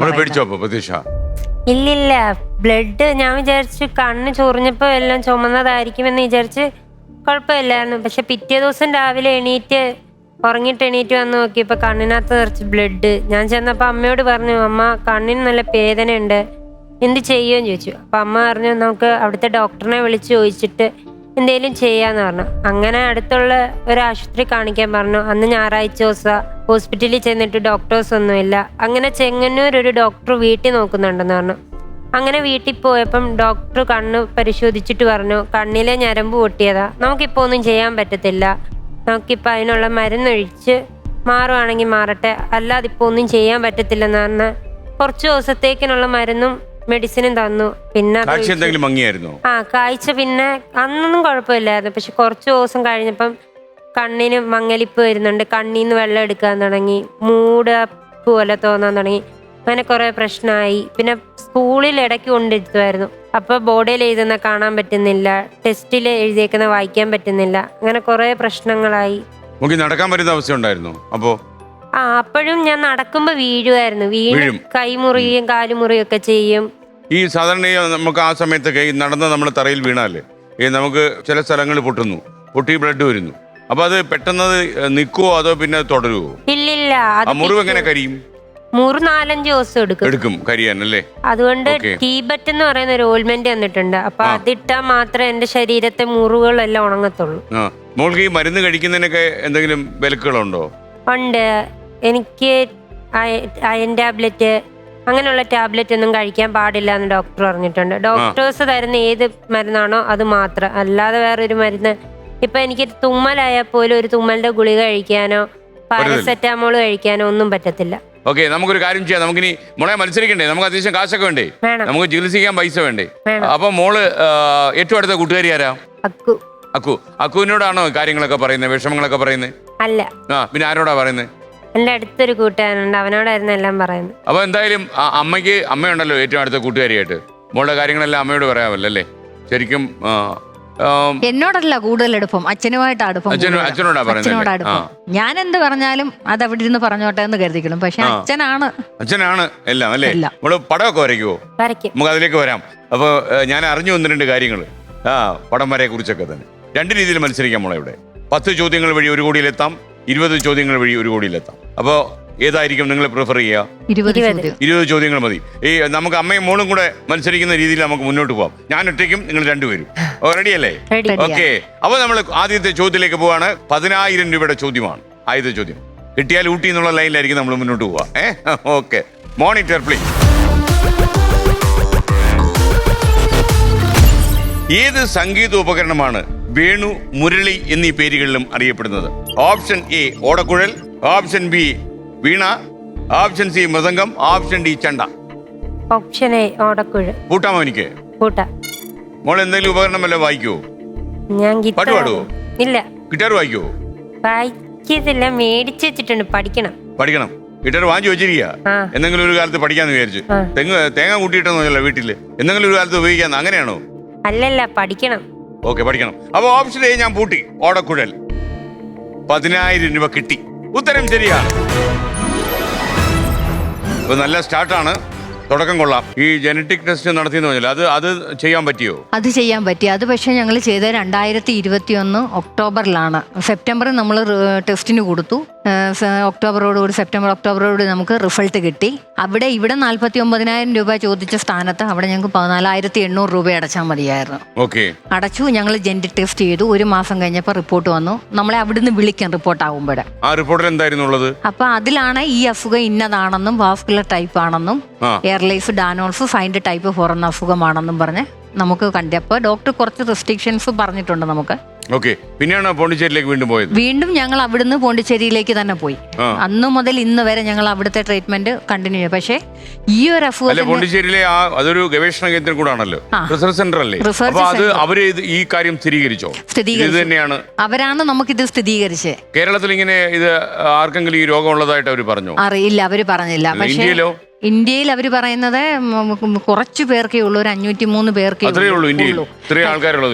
പക്ഷെ ഈ ടൈപ്പ് 4 എന്ന് പറയുന്നത് ഇവളിൽ മാത്രമേ കണ്ടെത്താൻ പറ്റിയിട്ടുള്ളൂ. 1, 2, 3 ഒക്കെ ഉണ്ട്. അതിനൊക്കെ എന്തെങ്കിലും ഡോക്ടേഴ്സ് അതിന്റെ വ്യത്യാസം എന്തോ പറഞ്ഞത്? Type 1, type 2, type 3. ഈ ടൈപ്പ് 4ന്റെ രോഗിയായിട്ട് എന്താ വ്യത്യാസം? അവർക്ക് ഇഞ്ചക്ഷൻസ്, ആന്റിബയോട്ടിക്, സർജറി അങ്ങനെയുള്ള കാര്യങ്ങളൊന്നും പാടില്ല. ഈ ടൈപ്പ് 4ന് അതൊന്നും ചെയ്യാൻ പറ്റില്ല. പിന്നെ നമ്മൾ സൂക്ഷിക്കുക, കയ്യെ കാലെ ഒടിയാൻ പാടില്ല. ഒടിഞ്ഞു കഴിഞ്ഞാൽ പ്ലാസ്റ്റർ ഒന്നും ഇടാൻ പറ്റില്ല. അപ്പൊ മോളെ, ഈ നമുക്ക് ഈ അസുഖം വരുന്നത് ഈ 5ാം ക്ലാസ്സിൽ പഠിക്കുമ്പോഴാണല്ലോ. അതിന് മുമ്പ് ഇങ്ങനെയുള്ള ഒരു പ്രശ്നം ഉണ്ടായിട്ടില്ലല്ലോ? ഇല്ല, ഞാൻ 5ാം ക്ലാസ്സിൽ പഠിക്കുമ്പോ തൊട്ടാണ് ഞാൻ നടന്നു പോകാൻ തുടങ്ങി. അല്ലാത്തപ്പം വീടിന്റെ വാതിക്ക വണ്ടി വരും, കേറിപ്പോവും, തിരിച്ച് സ്കൂളിൽ നിന്ന് വണ്ടി വീട്ടിൽ കൊണ്ടുവിടും. അങ്ങനെയൊക്കെയായി. പിന്നെ ഞാൻ 5ാം ക്ലാസ്സിൽ ഞങ്ങൾക്ക് സ്കൂളിൽ ട്യൂഷൻ തുടങ്ങി. അങ്ങനെ ആയി കഴിഞ്ഞപ്പോഴാണ് ഞാൻ നടക്കാൻ തുടങ്ങിയപ്പോഴാണ് എന്നിൽ ഓരോ പ്രശ്നങ്ങളും കണ്ടു തുടങ്ങിയത്. അങ്ങനെയാണ് ഇപ്പൊ ട്രീറ്റ്മെന്റ് എടുത്തോണ്ടിരിക്കുക. കുറച്ചധികം ആശുപത്രികളായല്ലോ ഇപ്പൊ. അപ്പൊ മോളുടെ പ്രായത്തിൽ യഥാർത്ഥത്തിൽ ചെന്ന് കയറിക്കൂടാത്ത ആശുപത്രികളിൽ വരെ മോളിപ്പോ പോയി കഴിഞ്ഞു. വലിയ ഗവേഷണ കേന്ദ്രങ്ങള്, അല്ലെ പിന്നെ ട്രിവാൻഡ്രം മെഡിക്കൽ കോളേജ്, RCC, അപ്പൊ ഇവിടെ എല്ലാം പോയി. അപ്പൊ മോൾക്ക് ആശുപത്രി മടുത്തോ? സത്യമായിട്ടും മടുത്തു. അപ്പൊ ഈ ഇന്ത്യയിലെ വളരെ കുറച്ച് ആളുകൾക്ക് മാത്രം, 500-ലധികം ആളുകൾക്ക് മാത്രമേ ഇത് വന്നുള്ളൂ. അതും ടൈപ്പ് 4 ഇതിൽ നിന്നെല്ലാം വ്യത്യസ്തവും അപകടകരമാണെന്ന് അമ്മ പറഞ്ഞു. എനിക്കതിനെ കുറിച്ച് അറിയില്ല. അപ്പോൾ താങ്കളോടല്ലേ അവിടെ പോയത്? ആന്നു. അപ്പോൾ ഡോക്ടേഴ്സ് എന്തോ ഇതിനൊരു കാര്യം, ഇതിന് എന്തായാലും ഒരു പരിഹാരം വേണമല്ലോ. അതായത് ഇതിന് അമേരിക്കയിൽ ഒരു മരുന്ന് കണ്ടുപിടിച്ചിട്ടുണ്ട്, അമേരിക്കയിൽ. ആ പക്ഷെ അത് എത്ര പേർക്ക് കൊടുത്തത് പ്രാബല്യത്തിലായെന്ന് അവർക്കും ഡോക്ടർക്കും അറിയത്തില്ല. ഓക്കെ. ഡോക്ടർ ഇപ്പോഴും അതിനെക്കുറിച്ച് തിരക്കിക്കൊണ്ടിരിക്കും. അപ്പോൾ അത് ഏത് ഡോക്ടർ അനിൽ പറഞ്ഞത്? റീന ഗുലാട്ടി, പോണ്ടിച്ചേരിയിലെ ഡോക്ടർ അല്ലേ? പോണ്ടിച്ചേരി ജെനറ്റിക് ഡോക്ടർ റീന ഗുലാട്ടി എന്ന പേര്. റീന ഗുലാത്തി ആ. ഡോക്ടർ ലേഡിയാണോ? ലേഡിയ. അപ്പോൾ ഡോക്ടർ റീന ഗുലാത്തി പറയുന്ന കാര്യം, അതായത് അമേരിക്കയിൽ ഏതെങ്കിലും, എനിക്കൊന്ന് ചിലപ്പോൾ ഈ പരീക്ഷണ ഘട്ടത്തിലാണോ ഈ മെഡിസിൻ എന്ന് ചിലപ്പോൾ സംശയം ഉണ്ടായിരിക്കും. അതുകൊണ്ടായിരിക്കും ഡോക്ടർ റീന ഗുലാത്തി അത് പറഞ്ഞത്. അപ്പോൾ അമേരിക്കയിലിരുന്ന് ഈ പരിപാടി കാണുന്ന ഒരുപാട് പേരുണ്ടെന്ന് എനിക്കറിയാം. അതിൽ നമുക്കറിയാവുന്നതും അറിയാത്തതുമായ ഒരുപാട് ഡോക്ടേഴ്സ് ഉണ്ട്, വളരെ ലീഡിംഗ് ആയിട്ടുള്ള മലയാളി ഡോക്ടേഴ്സ് തന്നെയുണ്ട്. അവർ ഈ കാര്യത്തിൽ ഒരു സഹായം ചെയ്യണം. എന്നെ കോൺടാക്ട് ചെയ്താൽ മതി, എൻ്റെ വാട്സാപ്പിൽ നിങ്ങൾ വരണം. ഓക്കെ. അപ്പോൾ നമുക്ക് നോക്കാം അതങ്ങനെ അമേരിക്കയിൽ അങ്ങനെ ഉണ്ടോ. കാരണം അവർ പരീക്ഷണം കഴിഞ്ഞത് വിജയമാണെന്ന് മാർക്കറ്റിൽ ഈ മരുന്ന് ഇറക്കാൻ പറ്റുന്ന സാഹചര്യമായെങ്കിൽ തീർച്ചയായിട്ടും നമുക്ക് അമേരിക്കയിൽ ഒത്തിരി സുഹൃത്തുക്കളുണ്ട്. നമ്മുടെ തന്നെ ബ്യൂറോ 24 അവിടെ ഉണ്ട്. നമുക്ക് അവിടെ നോക്കാവുന്നേ ഉള്ളൂ. ഒരുപക്ഷെ എനിക്ക് തോന്നുന്നത് ഓരോ ദിവസവും ഈ കുട്ടി തള്ളി നീക്കുന്നതിനെ കുറിച്ച് അമ്മ ആലോചിച്ചിട്ടുണ്ടോ? കാര്യം മറ്റു 2 കുട്ടികളുടെ കാര്യം അമ്മയ്ക്ക് നോക്കാൻ പറ്റാതെ വരുമല്ലോ. അവളുടെ ഇത്രയും കാലത്തെ അവളുടെ വിൽ പവർ കൊണ്ടായിരിക്കാം അത്രയൊക്കെ അഡ്ജസ്റ്റ് ചെയ്ത്. കരുത്തയാണല്ലേ പ്രത്യക്ഷ? സത്യത്തിൽ അവള് കരുത്തയാണ്. അതെനിക്ക് വളരെ സന്തോഷമായി. സാധാരണ ഇങ്ങനെയുള്ള അസുഖങ്ങളൊക്കെ ബാധിക്കുകയും ഇങ്ങനെ ഫുള്ളായിട്ട് ഇപ്പം ബ്ലീഡ് ചെയ്യുക ഇതൊക്കെ ഉണ്ടെങ്കിൽ ആൾക്കാർ ക്ഷീണം വരുമല്ലോ നന്നായിട്ട്. പക്ഷെ ഇവൾ ആഹാരം കഴിക്കില്ല, അതാണ് ഏറ്റവും എന്താ നമ്മൾ ആഹാരം കഴിക്കാത്തത്? എനിക്ക് ഫുഡിനോട് വലിയ താല്പര്യം ഇപ്പൊ ഇല്ല. ഫുഡ് കഴിക്കാൻ ഇഷ്ടമല്ല. എന്തോ കഴിക്കുന്നേ? ഞാൻ ഐസ്ക്രീമും ചോക്ലേറ്റും. എന്റെ അമ്മു. ഓക്കെ. അത് ഡോക്ടേഴ്സിനോട് പറഞ്ഞോ? ആ ഡോക്ടർ പറഞ്ഞു ഇഷ്ടമുള്ള കഴിച്ചോ, ഐസ്ക്രീം എങ്കിൽ ഐസ്ക്രീം, ചോക്ലേറ്റ് കഴിച്ചാൽ മതി എന്നുള്ളത് അല്ലേ? അതുപോലെ എനിക്ക് തോന്നുന്നു ഏതൊരു ഡോക്ടർ പറഞ്ഞല്ലോ കശുവണ്ടിപ്പരിപ്പും പഴവർഗ്ഗങ്ങളും ഒക്കെ കഴിക്കണം എന്ന് പറയുന്നു. ഡോക്ടേഴ്സിന് പറയുമ്പോൾ അറിയില്ലല്ലോ നമ്മുടെ വീട്ടിലെ സാഹചര്യത്തിൽ നമുക്ക് അണ്ടിപ്പരിപ്പ് വാങ്ങിച്ച് കഴിക്കാൻ പറ്റില്ലെന്ന്. ഇല്ല, എന്നാലും അച്ഛൻ മേടിച്ചു തരാറുണ്ട്. ആണോ? നിങ്ങൾക്ക് ഇങ്ങനെ വില കൂടിയ സാധനങ്ങളൊക്കെ വാങ്ങിക്കൊടുക്കണം എന്ന് ആഗ്രഹം ഉണ്ടെങ്കിലും വലിയ പാടാവുന്നുണ്ടോ ജീവിതം? അതാന്നു പാടാ. പാടാ. അപ്പൊ ആരോടെങ്കിലും സഹായം അഭ്യർത്ഥിച്ചോ? ഒത്തിരി ആൾക്കാരോട് സഹായം മേടിച്ചിട്ടുണ്ട്. ആളുകൾ സഹായിക്കുന്നുണ്ടോ? കൊടുക്കാനും ഉണ്ട്. ഇഷ്ടംപോലെ കടമുണ്ട്. വീടിനൊക്കെ ലോണായോ? വീട് പണയം വെച്ചേക്കുക. പണയം വെച്ചിട്ട് അതും ചികിത്സയ്ക്ക് വേണ്ടിയായിരുന്നോ? ചികിത്സയ്ക്ക് വേണ്ടി. ബാങ്കിൽ നിന്ന് ലോൺ എടുത്തോ അതോ? അല്ല, പ്രൈവറ്റ് ലോൺ എടുത്തിരിക്കുക. ഒരുപാട് പൈസ ഉണ്ടോ? ഇല്ല, 5 ലക്ഷം രൂപയ്ക്കാ പണയം വെച്ചേക്കുന്നത്. 5 ലക്ഷം രൂപയ്ക്ക് പലിശ കയറത്തില്ലയോ? പലിശ കൊടുത്തിട്ടില്ല ഇതുവരെ. കൊടുത്തിട്ടില്ല. എത്ര കാലമായി വീട് പണയം വെച്ചിട്ട്? 2017 വെച്ചു. ഈ അമ്മ ഇതിനകത്ത് നിങ്ങൾ ശരിക്കും ഈ നിങ്ങളിപ്പോ പോണ്ടിച്ചേരിയിലേക്ക് പോകുമ്പോൾ ഈ ട്രെയിനിൽ പോകാനേ ഈ റെയിൽവേ പാസ് ഉണ്ടല്ലോ രോഗികൾക്ക്, അത് കിട്ടിയോ മോൾക്ക്? ഇല്ല, 2021 അവിടുത്തെ ഡോക്ടർ നമുക്ക് കുഞ്ഞിന്റെ ഫയലിലാണ്. നമ്മുടെ ഇവിടുത്തെ പോലെ പ്രത്യേകിച്ച് ഒരു കുറിപ്പും നമുക്ക് ഒരു പേപ്പറും തരില്ല. എല്ലാ കാര്യങ്ങളും അവളുടെ 300 പേജ് ബുക്കിലായിരുന്നു.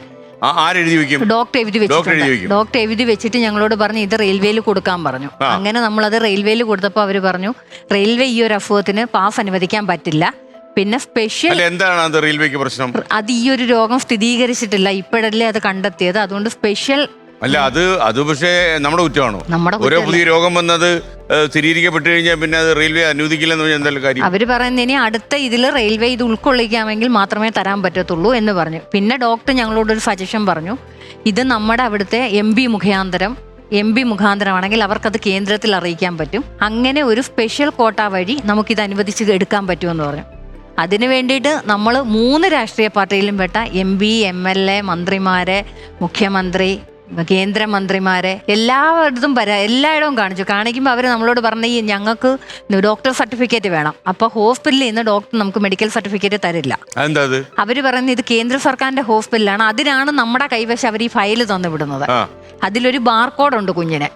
ഈ ബാർകോഡും നമ്മുടെ അവിടെ കൊടുത്തിരിക്കുന്ന ഫോൺ നമ്പറും വെച്ച് അടിച്ചു കയറിയാലേ കേന്ദ്ര ആരോഗ്യ മന്ത്രാലയം വരെ കുഞ്ഞിന്റെ ട്രീറ്റ്മെന്റിന്റെ പേപ്പർ ഉണ്ട്. അപ്പൊ പിന്നെ നമ്മുടെ ഒരു മെഡിസിന്റെ ആവശ്യമില്ല. അത് പക്ഷേ എനിക്കൊന്ന് വ്യവസ്ഥാപിതമായ രീതിയിൽ പിന്തുടരുന്ന ആളുകൾക്ക് സർട്ടിഫിക്കറ്റ് എവിടെ എന്നായത് ചോദ്യം ചോദിക്കും അല്ലേ? അവര് ചോദിക്കുന്ന അതാണ്. അപ്പൊ ഈ MP-മാരൊക്കെ അപേക്ഷ കൊടുത്തിരുന്നോ? കേന്ദ്ര എല്ലാവരെയും നമ്മൾ നേരിട്ട് കണ്ട്, സംസ്ഥാന ആരോഗ്യമന്ത്രിയെ കണ്ടിരുന്നു? എല്ലാവരെയും കണ്ടു. കാണാത്ത ആരുമില്ല.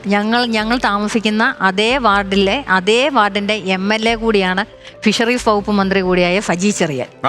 ഞങ്ങളുടെ വീടിന്റെ അടുത്തൊരു മന്ത്രി 1 കിലോമീറ്റർ ചുറ്റളവിലാണ് ഈ ഫിഷറീസ് വകുപ്പ് മന്ത്രി താമസിക്കുന്നത്. തൊട്ടടുത്ത മണ്ഡലം ആരോഗ്യമന്ത്രി വീണ ജോർജ്. മന്ത്രിമാര് രണ്ടുപേരുണ്ട്. എന്നിട്ട് അവരെ അപ്രോച്ച് ചെയ്തോ? രണ്ടു കൂട്ടരെയും കണ്ടു. അവരെന്താ പറഞ്ഞത്? ആരോഗ്യമന്ത്രിക്കും മുഖ്യമന്ത്രിക്കും കൂടെ ഒരു പേപ്പർ കൊടുത്തപ്പോ സ്റ്റേറ്റ് വെൽത്ത് കമ്മിറ്റിയിൽ നിന്ന് നമുക്കൊരു പേപ്പർ തന്നു. ഈ അസുഖം കേരളത്തിൽ സ്ഥിരീകരിച്ചിട്ടില്ലെന്നും ഇതിന് ചികിത്സ കണ്ടെത്താൻ ഇവിടെ സാധ്യമല്ല എന്നും കുഞ്ഞിന്റെ യാത്രാ ചെലവിലേക്കും മറ്റുമായി ഒരു 20,000 രൂപ നിങ്ങളുടെ അക്കൗണ്ടിലേക്ക് അനുവദിച്ചിരിക്കുന്നു എന്ന് പറഞ്ഞു. മുഖ്യമന്ത്രിയുടെ ദുരിതാശ്വാസ നിധിയിൽ നിന്ന് 20,000 രൂപയിൽ നിന്ന് കൂടെ 3 സർട്ടിഫിക്കറ്റ് പേപ്പറും തന്നു.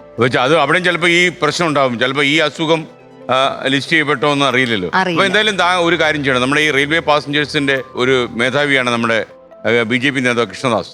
അപ്പൊ PK കൃഷ്ണദാസിന്റെ കണ്ടോ? അതെന്താ പറഞ്ഞേ? അദ്ദേഹം പറഞ്ഞു ഞാൻ എല്ലാം ഒന്ന് അന്വേഷിക്കട്ടെ, തിരിച്ചു വിളിക്കാം, കോണ്ടാക്ട് ചെയ്യാം എന്ന് പറഞ്ഞു. അത് പറഞ്ഞിട്ട് 2 വർഷത്തോളം. റെയിൽവേ യാത്രാ സൗകര്യങ്ങൾ ഉറപ്പുവരുത്തേണ്ട അമ്യൂണിറ്റീസ് കമ്മിറ്റിയുടെ ചെയർമാനാണ് ഇപ്പൊ അദ്ദേഹം. ഇപ്പൊ ഞാനും ഒന്ന് പറയാം, തീർച്ചയായിട്ടും അദ്ദേഹം ഇത് സന്ദർഭവശാൽ ഇത് കാണുന്നുണ്ടെങ്കിൽ അങ്ങ് ഇവരെ സഹായിക്കണം. കാര്യം ഇവര് ഒരുപാട് യാത്ര ചെയ്യുന്നു, കയ്യിൽ കാശില്ല, ചികിത്സയ്ക്ക് പണമില്ല, അങ്ങനെ ബുദ്ധിമുട്ടുന്നവരാണ്. മാത്രമല്ല ഇവരുടെ രോഗം ലിസ്റ്റ് ചെയ്യപ്പെട്ടില്ല എന്നത് ഇവരുടെ കുറ്റമല്ല. പുതിയ രോഗങ്ങൾ വരുന്നു, റെയിൽവേ കാലാനുസൃതമായ കാര്യങ്ങൾ പരിഷ്കരിക്കണം എന്നുള്ളത് നാട്ടുകാരുടെ ന്യായമായ ആവശ്യമാണ്. താങ്കളൊന്ന് സഹായിക്കണം. അപ്പോൾ ഒരു കാര്യം ചെയ്യൂ, താങ്കൾ എൻ്റെ കയ്യിൽ തന്നെ ഒരു സാധനം തരിക അദ്ദേഹത്തിന് കൊടുക്കാനായിട്ട്. എനിക്കും അദ്ദേഹത്തിലൊരു പ്രതീക്ഷയുണ്ട്. നമ്മുടെ ഒരു സുഹൃത്താണ് അദ്ദേഹം. അപ്പോൾ അതുകൊണ്ട് തന്നെ എനിക്ക് തോന്നുന്നു അദ്ദേഹത്തിന് ചിലപ്പോൾ സഹായിക്കാൻ പറ്റിയേക്കും. നിയമം അനുവദിക്കുന്നുണ്ടെങ്കിൽ അദ്ദേഹം ചെയ്തു തരും. അങ്ങനെ ഒരാളാണ് അദ്ദേഹം. ഞാൻ ഒരു ചോദ്യം കൂടി ചോദിച്ചാൽ നമുക്ക് ചോദ്യങ്ങളിലേക്ക് പോകാം. അതായത് ദൈനംദിനം ചെലവിനായി ഇപ്പം മിനിമം എത്ര രൂപ വേണം? അത് നമുക്കൊന്നും ഉറപ്പിക്കാൻ പറ്റില്ല. എന്നാലും ഏകദേശം ഒരു ട്രിപ്പ് നമുക്ക് പോയി വരുമ്പോൾ 30, 32, 35 രൂപയോളം ചിലവാകും. എന്നാൽ ഹോസ്പിറ്റലിൽ നമ്മൾ അവരെ അഡ്മിറ്റ് ചെയ്യില്ല. നമ്മൾ ഈ ചെക്കപ്പിന് പോകുന്ന പോണ്ടിച്ചേരിയിലെ അത്ര എമർജൻസി. കേന്ദ്ര സർക്കാർ സ്ഥാപനമാകുമ്പോൾ അവിടെ ചെലവ് ഒരുപാട് വരുമോ? ഇല്ലല്ലോ. ചെലവ് നമുക്ക് ഹോസ്പിറ്റലിനകത്തേക്ക് വലിയ ചെലവ് വരുന്നില്ല. പിന്നെ ഇവക്കുള്ള മെഡിസിൻ എല്ലാം നമ്മൾ പുറത്തുനിന്ന് വാങ്ങണം. അതിനകത്ത് ലിസ്റ്റ് ചെയ്തിട്ടില്ല ഇവളുടെ മെഡിസിൻ. അപ്പൊ പുറത്തുനിന്ന് വാങ്ങുന്ന മെഡിസിൻ, പിന്നെ ഞങ്ങൾ പുറത്ത് താമസിക്കുന്ന കേന്ദ്രഭരണ പ്രദേശമായതുകൊണ്ട് അവിടെ റേറ്റ് കൂടുതലാണ് റൂമിനെല്ലാം. അതാണ് പ്രശ്നം. പിന്നെ ഞങ്ങൾ ആ റൂം ഇപ്പൊ 6 ചിലപ്പോൾ ഈ പരിപാടി കണ്ടുകൊണ്ടിരിക്കുന്ന ഒരുപാട് മലയാളികൾ ലോകത്തിന്റെ പല ഭാഗങ്ങളിൽ ഇരുന്ന് കാണുന്നുണ്ടാവും. ഞങ്ങൾ നിങ്ങളുടെ ഒരു ഫോൺ നമ്പർ എന്തെങ്കിലും സംഭവം സ്ക്രീനിൽ കാണിച്ചേക്കാം. അപ്പോൾ തീർച്ചയായിട്ടും നിങ്ങളെ ഹെൽപ്പ് ചെയ്യാൻ ആരെങ്കിലും ഉണ്ടാവും. കാര്യം നമ്മുടെ നാട്ടിൽ നിന്ന് വിദേശത്തൊക്കെ പോയ മലയാളികളൊക്കെ തന്നെയാണ് ഇവിടുത്തെ ആളുകൾക്കൊക്കെ കൂടുതലും അത്താണിയാവുന്നത്. അവരൊക്കെ സഹായിക്കും. അപ്പോൾ നമുക്ക് നോക്കാം മോളെ, കേട്ടോ. മോളെ അതിൽ ടെൻഷൻ ഒന്നും ആവണ്ട. എന്തായാലും ഈ രോഗം കണ്ടുപിടിച്ചല്ലോ. അപ്പോൾ ഇതുവരെ ഈ രോഗം കണ്ടുപിടിക്കാത്ത പ്രശ്നമായിരുന്നില്ല. എന്തായാലും എനിക്കറിയാം. കാരണം ഇത്രയധികം രക്തം ശരീരത്തിൽ നിന്ന് വാർന്നു പോവുക, അതും എല്ലാ സമയവും പാഡ് ഉപയോഗിക്കേണ്ടി വരിക, അങ്ങനെയൊക്കെ പറയുന്ന ഒരു ബ്ലീഡിങ് സ്റ്റേ എന്ന് പറഞ്ഞാൽ എനിക്കറിയാം, ചിന്തിക്കുന്നതിനൊക്കെ അപ്പുറമാണ്. മാത്രമല്ല മറ്റുള്ള കുട്ടികൾക്കൊന്നും ആളുകൾക്കില്ലാത്തൊരു രോഗം ബാധിച്ച് നടക്കുക, അതൊക്കെ അറിയാം. എന്നാലും മോൾ ധൈര്യപ്പെടരുത്. മോൾക്ക് ഒരു കരുത്തുണ്ടല്ലോ. നമ്മൾ ഈ അടുത്ത ചോദ്യത്തിലേക്ക് പോയാലോ? 20,000 രൂപയുടെ ചോദ്യമാണ്. 20,000. Question please. അപ്പൊ പ്രത്യക്ഷ ഞാനൊരു വീഡിയോ കാണിച്ചു തരാം. ഓക്കെ, നമുക്ക് നോക്കാം. പ്ലേ. ഓക്കെ, ഇനിയാണ് ചോദ്യം. ഈ വീഡിയോ കണ്ടല്ലോ? കണ്ടു. ഓക്കെ, ഈ സിനിമ എല്ലാം കണ്ടതാണോ? അല്ലല്ല. ഓക്കെ, ഞാൻ ചോദ്യത്തിലേക്ക് വരികയാണ്. ഈ രംഗത്തിൽ അഭിനയിച്ചിരിക്കുന്ന നടിയുടെ ഏറ്റവും ഒടുവിൽ പുറത്തിറങ്ങിയ മലയാള സിനിമ ഏതാണ്? Option A RDX, option B നേരെ, option C Kannur Squad, option D കാതൽ.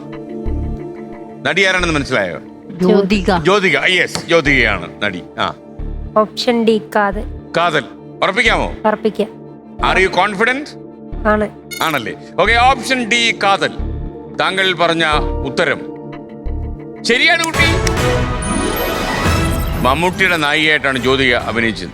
തമിഴിലെ സൂപ്പർ സ്റ്റാറിന്റെ ധർമ്മപത്നി കൂടിയാണ് ജ്യോതിക എന്നറിയാമല്ലോ, സൂര്യയുടെ പത്നിയാണ്. അപ്പോൾ 20,000 രൂപയായി. 20,000. You got 20,000 rupees. ചേട്ടാ, ചിലപ്പോൾ ഇത് മെച്ചപ്പെടാൻ സാധ്യതയുണ്ട് കേട്ടോ. ഓക്കെ, അദ്ദേഹത്തിന്റെ ഒരു ചിരിയൊക്കെ വന്നു. ഓക്കെ, കുട്ടിയേട്ടാ, LED സ്ക്രീനിൽ പ്രത്യുഷയ്ക്ക് ഞാനൊരു പടം കാണിച്ചു തരാം. അതിനുശേഷം ഒരു കാര്യം എനിക്ക് ചോദിക്കാനുണ്ട്. LED സ്ക്രീനിലേക്ക് നോക്കിക്കോളൂ. കണ്ടു കുട്ടേട്ടാ. ഇത് ആരാണ്? ഇതൊരു അപ്പൂപ്പനാ. എന്താണ് കുട്ടേട്ടൻ അപ്പൂപ്പ ഈ ചോദ്യത്തിന്റെ കാര്യം? ഇത് പ്രത്യുഷ വരച്ച ചിത്രമാണ്. ഇദ്ദേഹം ജീവിച്ചിരിക്കുന്ന ഒരാളല്ല. അല്ല. താങ്കൾ ഇതുവരെ കണ്ടിട്ടുമില്ല? ഇല്ല. പിന്നെ എങ്ങനെയാണ് ഈ പടം വരച്ചത്? ഇത് ഞാൻ സ്വപ്നത്തിൽ കണ്ട ഒരു അപ്പൂപ്പനാ. അത് എന്റെ മോന്ത പോലെ ഇരിക്കുന്നുണ്ടല്ലോ. അല്ലല്ല. ഓക്കെ, ഈ ഇടയ്ക്കിടയ്ക്ക് ഉറക്കത്തിൽ ഈ അപ്പൂപ്പൻ വരാറുണ്ടോ? വരും. പ്രേതമാണോ? ആണ്. എന്താ ഇങ്ങനെ സ്വപ്നത്തിൽ നിന്ന് വരാൻ കാര്യം? എന്തുകൊണ്ടാണെന്ന് അറിയത്തില്ല. ഈ അപ്പൂപ്പൻ വന്നിട്ട് ഞാനൊരു ദിവസം നടന്ന സംഭവം എന്ന് വെച്ചാൽ എൻ്റെ ലൈഫിലുണ്ടാവുന്ന കുറച്ച് കാര്യങ്ങൾ, ഒന്നെങ്കിൽ സ്കൂളിൽ പോകുന്ന അല്ലെങ്കിൽ വീട്ടിലെ അങ്ങനെയുള്ള കാര്യങ്ങളൊക്കെ രാത്രി വന്നിന്ന് പറയുക, ഇതൊക്കെയായിരുന്നു. ഈ അപ്പൂപ്പൻ വന്ന് പറയൂ? ഈ അപ്പൂപ്പൻ വന്നിന്ന് പറയുമായിരുന്നു. എല്ലാം പറയും. എവിടെയാ നിൽക്കുന്നത്? തറയിൽ തന്നെ നിൽക്കുവോ അതോ കട്ടിൽ കയറിയിരിക്കുവോ? ഇല്ല, അവിടെ എവിടെയെങ്കിലും നിൽക്കും. നിൽക്കും. എത്ര മണിയാകുമ്പോൾ ഇദ്ദേഹത്തിന്റെ വരവ് ഉണ്ടാകും? അതൊന്നുമില്ല, ഞാൻ എപ്പോ ഉറങ്ങുന്നു എപ്പോ ഉറങ്ങുന്നു അപ്പൊ ഉറക്കത്തിലേക്കാണ് വരുന്നത്. ഞെട്ടി ഉണർന്നിട്ടുണ്ടോ? ഉണ്ട്. ഒരു ദിവസം ഞാൻ ഉറങ്ങുന്ന എന്റെ സർജറി കഴിഞ്ഞ് കാല് നിലത്ത് കുത്താതിരുന്നൊരു ടൈമില് ഈ അപ്പൂപ്പൻ വന്നിട്ട് കത്തിയും കൊണ്ട് വന്നിട്ട് എന്നെ കുത്താനായിട്ട് വന്നൊരു ഇതുണ്ട്. അന്ന് ഞാൻ പേടിച്ചായിരുന്നു. അപ്പൊ ഈ താടിയുള്ള അപ്പൂപ്പൻ തന്നെയാ? താടിയൊക്കെ ഉണ്ട് അപ്പൂപ്പന്. ഉണ്ട്. അപ്പൊ ഇപ്പോഴും ഈ അപ്പൂപ്പനെ കാണാറുണ്ടോ? ഇല്ലില്ല, ഞാൻ ലാസ്റ്റ് കണ്ടത് ഞാൻ 6ാം ക്ലാസ്സിൽ പഠിക്കുന്ന ടൈം. പിന്നെ നമുക്ക് ഈ അസുഖമായതിനു ശേഷം അപ്പൂപ്പനെ കാണാനില്ല. ഇല്ലില്ല, മനുഷ്യരുടെ അതേ സ്വഭാവം തന്നെ. അതെ തന്നെ. പക്ഷെ ഞാൻ ഇപ്പൊ ഒരു അമ്മൂമ്മയെ കാണാറുണ്ട്. ഈ അപ്പൂപ്പനെ പോലെ തന്നെ ഇരിക്കും ഈ അമ്മൂമ്മയും? ഇല്ലില്ല, അമ്മൂമ്മ എന്താ പറയുന്നത്? അമ്മൂമ്മ ഞാൻ കണ്ടിട്ടുള്ളെന്ന് മാത്രമേ ഉള്ളൂ. ഞാൻ സ്കൂളിൽ പോകുന്ന ടൈമില് എനിക്ക് 4:30 വരെയാ ക്ലാസ്. ക്ലാസ് കഴിഞ്ഞ് ഞാൻ വരുമ്പോ എന്നും ആ വീടിന്റെ വാതിക്കൽ ഈ അമ്മൂമ്മ ഇരിക്കും. എന്നിട്ട് എന്നെ നോക്കി ചിരിക്കും, ടാറ്റ തരും. ഞാനും അതുപോലെ ചിരിക്കും. വരച്ചോ? ഇല്ലില്ല, അമ്മൂമ്മയുടെ പടം ഇതുമായിട്ടും വരച്ചിട്ടില്ല. വരയ്ക്കണം. കാര്യം അപ്പൂപ്പനെ വിട്ടില്ലല്ലോ നമ്മള്. അപ്പൊ പിന്നെ അമ്മൂമ്മയ്ക്കും പണി കൊടുക്കണം. അപ്പൊ ഈ അമ്മൂമ്മയുടെ കാര്യമൊക്കെ പറയുവോ? അമ്മൂമ്മ ആ സ്കൂളിൽ നിന്ന് വരുന്ന വഴിയിൽ റോഡ് വക്കിലുള്ള ഒരു വീട്ടിലൊരു ശരിക്കും ഒരു അമ്മൂമ്മ ഉണ്ടോ ഇനി അവിടെ? ഉണ്ട്. ആ അമ്മൂമ്മ ഒറിജിനലായിട്ട് ജീവനോട് ഈ അപ്പൂപ്പൻ ജീവനോടുണ്ടോ? ഇല്ല. അല്ല, എവിടെങ്കിലും വെച്ച് ഇല്ല, നമ്മളങ്ങനെ കണ്ടിട്ടില്ല. എന്നും പറയാം എന്റെ ഒരു അപ്പൂപ്പൻ വന്നു എന്റെ കാര്യങ്ങളൊക്കെ ചോദിച്ചിട്ട് പോയി എന്ന് പറഞ്ഞു. അല്ലെ, ഓട്ടം കാണാൻ ചോദിക്കാൻ വീട്ടിൽ വന്ന ആരെങ്കിലും ആണോ? അറിയാം, ഇയാൾ ഈ ഉറക്കത്തിൽ പല ചിന്തകളല്ലേ, അങ്ങനെ വന്നതായിരിക്കും. ഒരു ദിവസം പേടിച്ച് നിലവിളിച്ചു കഴിഞ്ഞതിന് ശേഷം പിന്നെ ഇന്ന് വരെ കണ്ടിട്ടില്ല. അപ്പൊ നമുക്ക് ഒരു കാര്യം ചെയ്യാം, അടുത്ത ചോദ്യത്തിലേക്ക് പോയാലോ? Question please. 30,000 രൂപയുടെ ചോദ്യമാണ്. 30,000.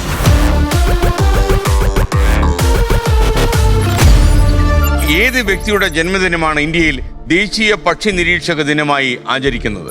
Option A G V. Raja, option B doctor Salim Ali, option C John C, option D doctor Vikram Sarabhai. Option B doctor Salim Ali. അദ്ദേഹത്തെ കുറിച്ച് കേട്ടിട്ടുണ്ടോ? കൂട്ടോട്ടെ ഞാൻ കൂട്ടി. അപ്പൊ അദ്ദേഹം ആരായിരുന്നു? പക്ഷി നിരീക്ഷകനായിരുന്നു. അപ്പൊ അത് ഉറപ്പാണ്. 30,000 രൂപ കൊണ്ടുപോയി. ഉത്തരം ശരിയാണ്. You are correct. Doctor Salim അലിയ വളരെ പ്രശസ്തനായ ഒരു പക്ഷി നിരീക്ഷണ ശാസ്ത്രജ്ഞനായിരുന്നു അദ്ദേഹം.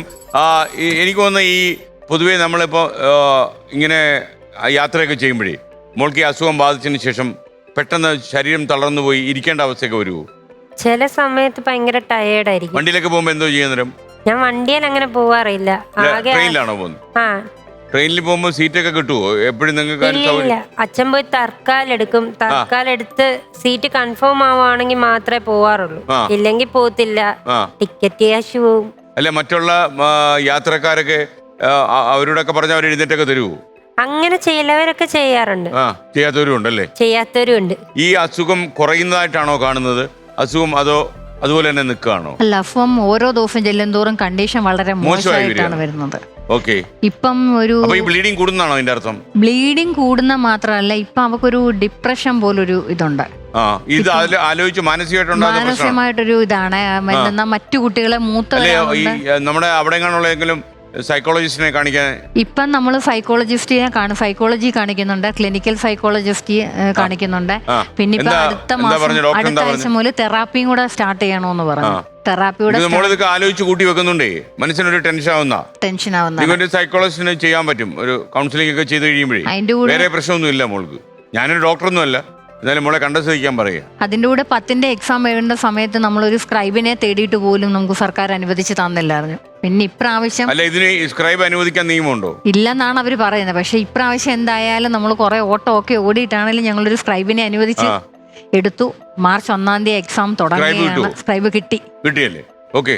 പക്ഷെ പഠിക്കാനുള്ള ഒരു അപ്പൊ ഈ 10ാം ക്ലാസ് പരീക്ഷ എഴുതിയത് എപ്പോഴായിരുന്നു? അപ്പോഴേ സ്കൂളിൽ പോയിട്ടില്ലല്ലോ. ഈ പരീക്ഷ എഴുതാനായിട്ട് വന്നു. എവിടെ നിന്നാണ് വന്നത്? ആശുപത്രിയിൽ ഹോസ്പിറ്റലിൽ നിന്ന് നേരിട്ട് ഞങ്ങൾ. ഏത് ഹോസ്പിറ്റലിൽ നിന്ന്? പോണ്ടിച്ചേരിയിൽ നിന്ന് പരീക്ഷ എഴുതാനായിട്ട് വന്നു. നേരെ പരീക്ഷ ഹാളിലേക്കാണോ പോയത്? നേരെ പരീക്ഷ ഹാളിലേക്ക് പോയി. ഹോൾ ടിക്കറ്റ് പോലും ഞങ്ങൾ കയ്യിൽ വാങ്ങിച്ചില്ല. അന്ന് പരീക്ഷാ ഹാളിൽ കയറുന്നതിന് തൊട്ട് മുന്നെയാണ് HMന്റെ കയ്യിൽ നിന്ന് നമ്മൾ ഹോൾ ടിക്കറ്റ് വാങ്ങുന്നത് തന്നെ. എന്നാൽ ഹോൾ ടിക്കറ്റ് കൊടുക്കുന്ന സമയത്തൊക്കെ ഞങ്ങൾ പോണ്ടിച്ചേരിയിൽ അഡ്മിറ്റ് ആയിരുന്നു. ഇവിടുന്ന് ആംബുലൻസെ കൊണ്ടുപോയി അവിടെ അഡ്മിറ്റ് ആക്കിയതായിരുന്നു വയ്യാതെ വന്നിട്ട്. അപ്പൊ ഈ പരീക്ഷ എഴുതുമ്പോഴേ മോളെ ഈ ബ്ലീഡിങ് നമുക്ക് ബുദ്ധിമുട്ടുണ്ടാക്കുമോ? പരീക്ഷ എഴുതാനൊക്കെ കൈക്ക് വേദനയുണ്ട്. പിന്നെ എഴുതാനുള്ള സ്പീഡ് കിട്ടുമോ? ഇല്ലില്ല, സ്പീഡ് കുറവായിരിക്കും. കൈക്ക് പെയിൻ കാണും.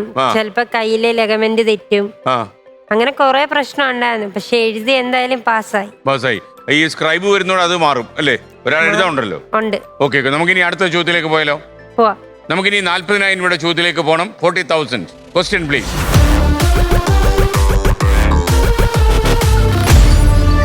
എത്രാമത്തെ പിറന്നാളിനെയാണ് നവതി എന്ന് വിളിക്കുന്നത്? Option A 60, option B 80, option C 70, option D 90. നവതി ആഘോഷങ്ങൾ. 9 അല്ലേ? 9. ഏകദേശം 9, 90. ഉറപ്പിച്ചു പറയണം, ഉറപ്പിച്ചു പറയണം. 90 D. Option D. Option D 90 correct ആയിരിക്കുമോ? ആയിരിക്കും. പിന്നെ ഇത്തിരി കഴിയുമ്പോ 70 പറയരുത്. ഇല്ല. ഉറപ്പിച്ചു പറയോ? വീട്ടിൽ ആർക്കെങ്കിലും ഈയിടെ നവതി വന്നായിരുന്നു? ഇല്ല. നവതി ആഘോഷങ്ങൾ നടന്നോ നാട്ടിൽ എവിടെങ്കിലും? ഇല്ല. ഇല്ല, ഒന്നും നടന്നില്ല. അപ്പൊ ഞാനിത് ലോക്ക് ചെയ്തേ കേട്ടോ. ലോക്ക് ചെയ്തു. പൂട്ടി കഴിഞ്ഞാൽ എന്ത് സംഭവിക്കും? ഉത്തരം തെറ്റുവോ ശരിയാവുമോ? ശരിയാകും. ഉത്തരം ശരിയാണ്. 90 നവതി ആഘോഷങ്ങൾ. ഓപ്ഷൻ ഡി കറക്റ്റ് ഉത്തരം. ഓക്കെ, 40,000 രൂപ കിട്ടി. അപ്പൊ നമുക്ക് മത്സരം തുടരുകയാണ്. അപ്പോൾ ഈ യഥാർത്ഥത്തിൽ അമ്മ സംസാരിക്കേണ്ടതിൽ ഒരു കാര്യം പറഞ്ഞു.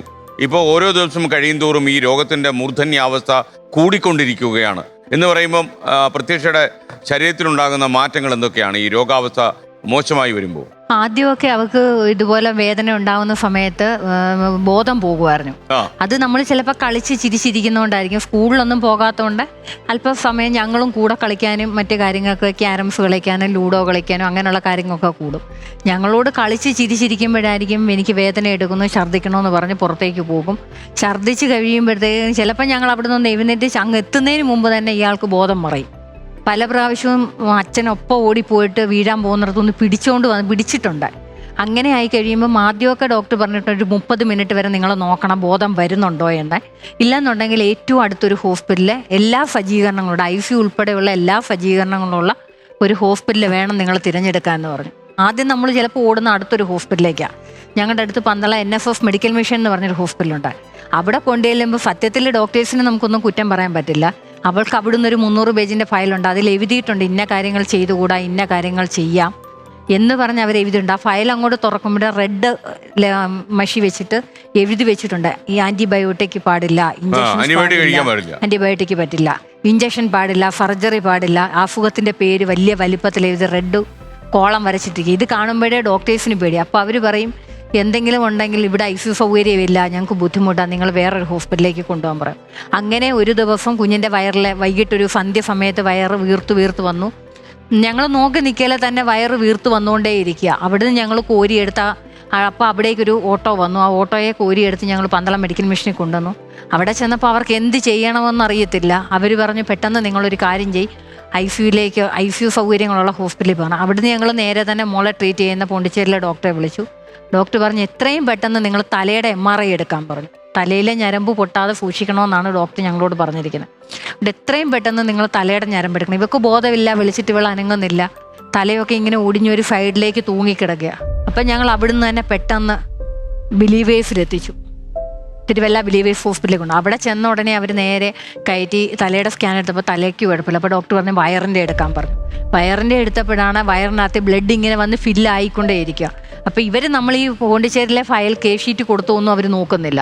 അവരപ്പം തന്നെ അച്ഛനെ വിളിച്ച് വെളിയിൽ നിർത്തിയിട്ട് പറഞ്ഞു എത്രയും പെട്ടെന്ന് സർജറി ചെയ്യണം, 1.25 രൂപയോളം കെട്ടിവെക്കണം. ഏകദേശം 1.80. 1.80 ആവും. അവർ ഫയലൊന്നും നോക്കുന്നില്ല. അവർ കുഞ്ഞിന്റെ സ്കാൻ എടുത്തു, MRI എടുത്തു. അവരെ റിസൾട്ട് നോക്കുമ്പോൾ ബ്ലഡും വെള്ളവും കൂടെ ഇങ്ങനെ വന്ന് വയറ് ഫില്ലായിക്കൊണ്ട് വയറ് വീർത്ത് വരുന്നത്. അതുകൊണ്ട് അല്ലേ എത്രയും പെട്ടെന്ന് സർജറി ചെയ്യണമെന്ന് പറഞ്ഞു. അച്ഛൻ പറഞ്ഞു നിങ്ങൾ ആദ്യം ഞാൻ അകത്ത് തന്ന ഫയലൊന്നും വായിക്കേ, അതിൽ കുഞ്ഞിന് എന്തൊക്കെ ചെയ്യാം എന്തൊക്കെ ചെയ്യേണ്ടെന്ന് എഴുതിയിട്ടുണ്ടെന്ന് പറഞ്ഞു. ഞങ്ങൾ അതൊന്നും നോക്കിയില്ല, കുഞ്ഞുമായിട്ട് സംസാരിച്ചു ഒന്നുമില്ല, ബോധമില്ല. അതുകൊണ്ട് ഇത്രയും പെട്ടെന്ന് പിന്നെ അവിടുന്ന് അച്ഛനകത്ത് കയറി ആ എഴുതിയിരിക്കുന്ന ഭാഗങ്ങളെല്ലാം എടുത്ത് ഡോക്ടേഴ്സിനെ കാണിച്ചു. ദൈവാധീനം പോലെ പോണ്ടിച്ചേരിയിൽ വർക്ക് ചെയ്ത ഒരു ഡോക്ടർ ഇവിടെ ഉണ്ടായിരുന്നു.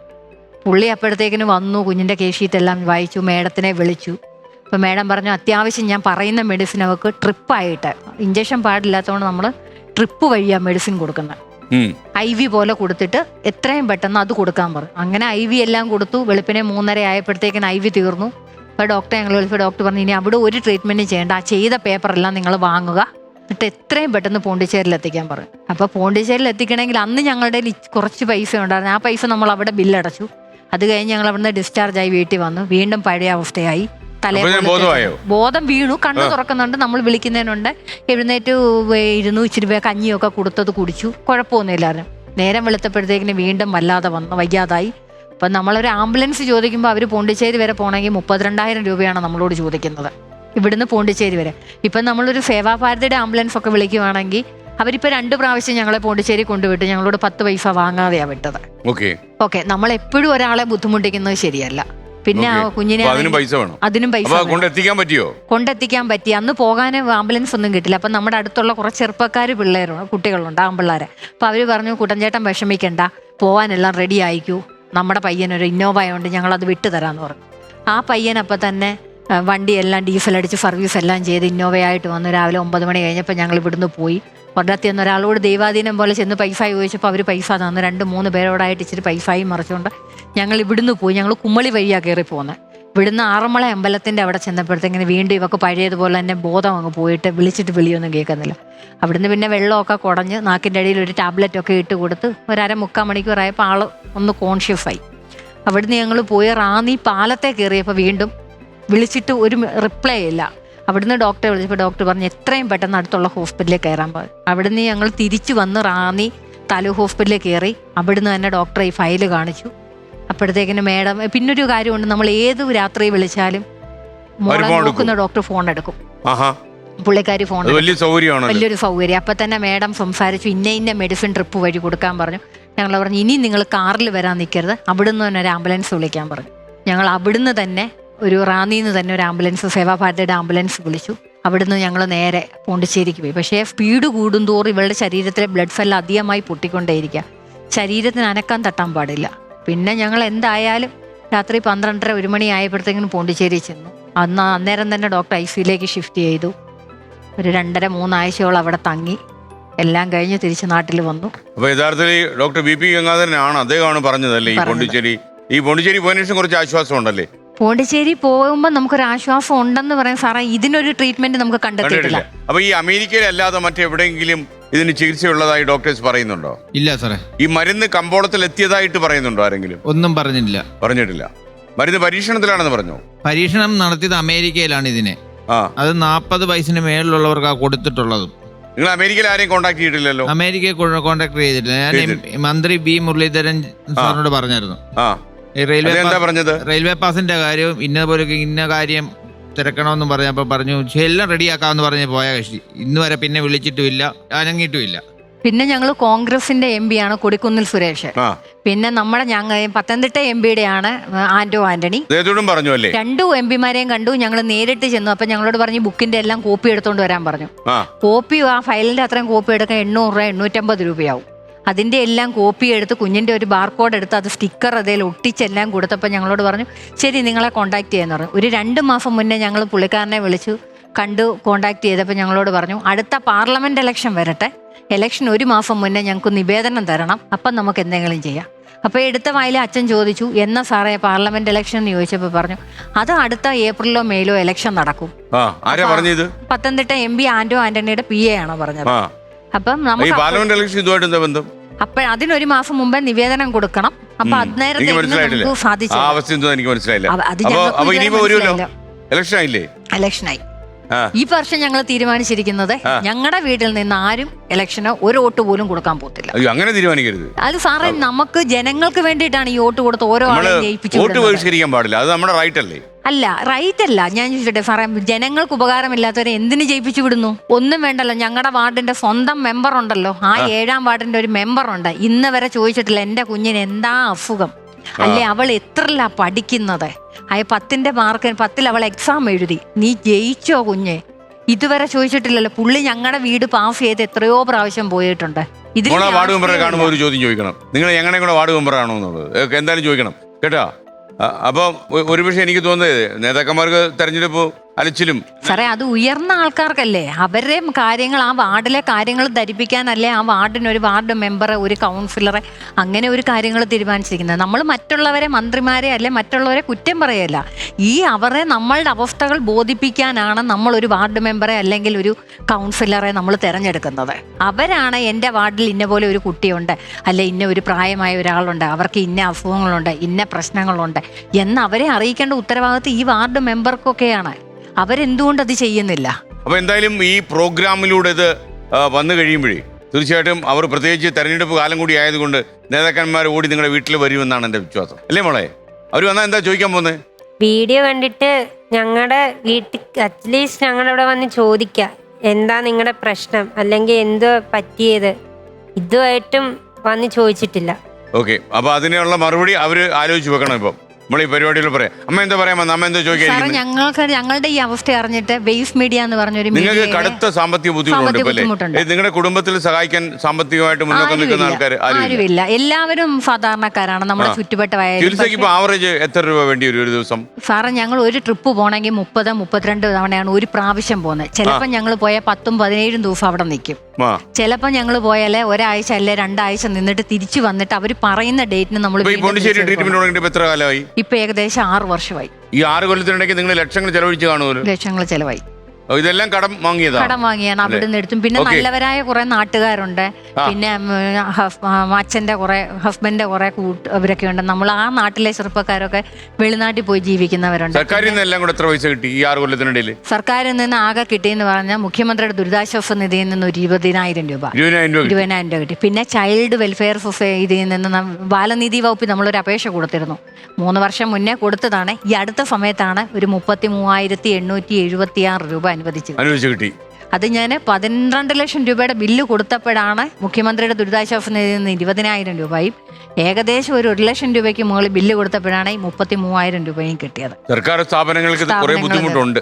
നമുക്ക് അടുത്ത ലെവലിലേക്ക് പോകാം. നമുക്ക് ചോദ്യങ്ങൾ വേണം. കുറച്ച് കാശുകൂടെ വേണ്ടേ? ഓക്കെ, 1 കോടി വാങ്ങിക്കാനായിട്ടാ വന്നേ. ഓക്കെ കുട്ടിയേട്ടാ, ലെവൽ 2.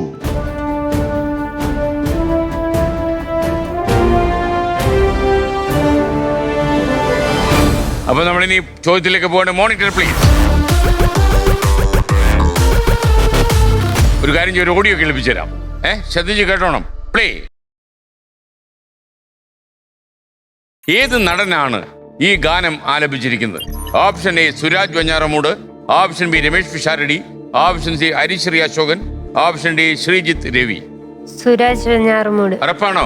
വെഞ്ഞാറമൂടി തന്നെ നിൽക്കുവോ അതോ ക്ലിമാനോട്ട് പോവോ? ഇല്ല, വെഞ്ഞാറമൂട് തന്നെ. Option A Suraj Venjaramoodu. കൂട്ടിട്ടോ ഞാൻ? കൂട്ടിക്കോ. മോളി പാട്ട് കേട്ടിട്ടുണ്ടോ? ഇല്ല. ഇല്ല. അമ്മ കേട്ടിട്ടുണ്ടോ ഈ പാട്ട്? ശബ്ദം കേട്ടോ മനസ്സിലായോ? ശബ്ദം കേട്ടപ്പോ മനസ്സിലായി. സുരാജിന്റെ കൂട്ടി ഇരിക്കുന്നോ സുരാജ് തന്നെയാണോ? സുരാജ് വെഞ്ഞാറമൂട് സൗണ്ടാണ്. അപ്പോ പ്രത്യക്ഷ താങ്കളും അമ്മയുടെ പിൻബലത്തിൽ പറഞ്ഞ ഉത്തരം ടെൻഷൻ കയറുന്നോ? ശരിയാണ്. മോള് വീട്ടിലൊക്കെ ഇപ്പൊ പുറത്തും അങ്ങനെ പോകാറില്ലെന്ന് പറഞ്ഞല്ലോ. അപ്പൊ മൊബൈലില് സിനിമ കാണൂ, എന്താ ഈ സമയം പോക്കാൻ എന്താ ചെയ്യുന്നത്? ഇപ്പൊ പ്രത്യേകിച്ചൊന്നും ചെയ്യുന്നില്ല. ഇല്ല. അല്ല നേരത്തെ എങ്ങനെയായിരുന്നു? നേരത്തെ ബോട്ടിലാട്ടി ചെയ്യുമായിരുന്നു, പിന്നെ പടം വരയ്ക്കുമായിരുന്നു, പിന്നെ ഞങ്ങളുടെ മേളിൽ 2 കുഞ്ഞാവയുണ്ട്, അവരുമായിട്ട് കളിക്കും. ഇതൊക്കെ തന്നെയായിരുന്നു പരിപാടി. പക്ഷെ അതിനൊന്നും പോവാറില്ല. ഇപ്പൊ പെയിൻ കാര്യമായിട്ടുണ്ടോ?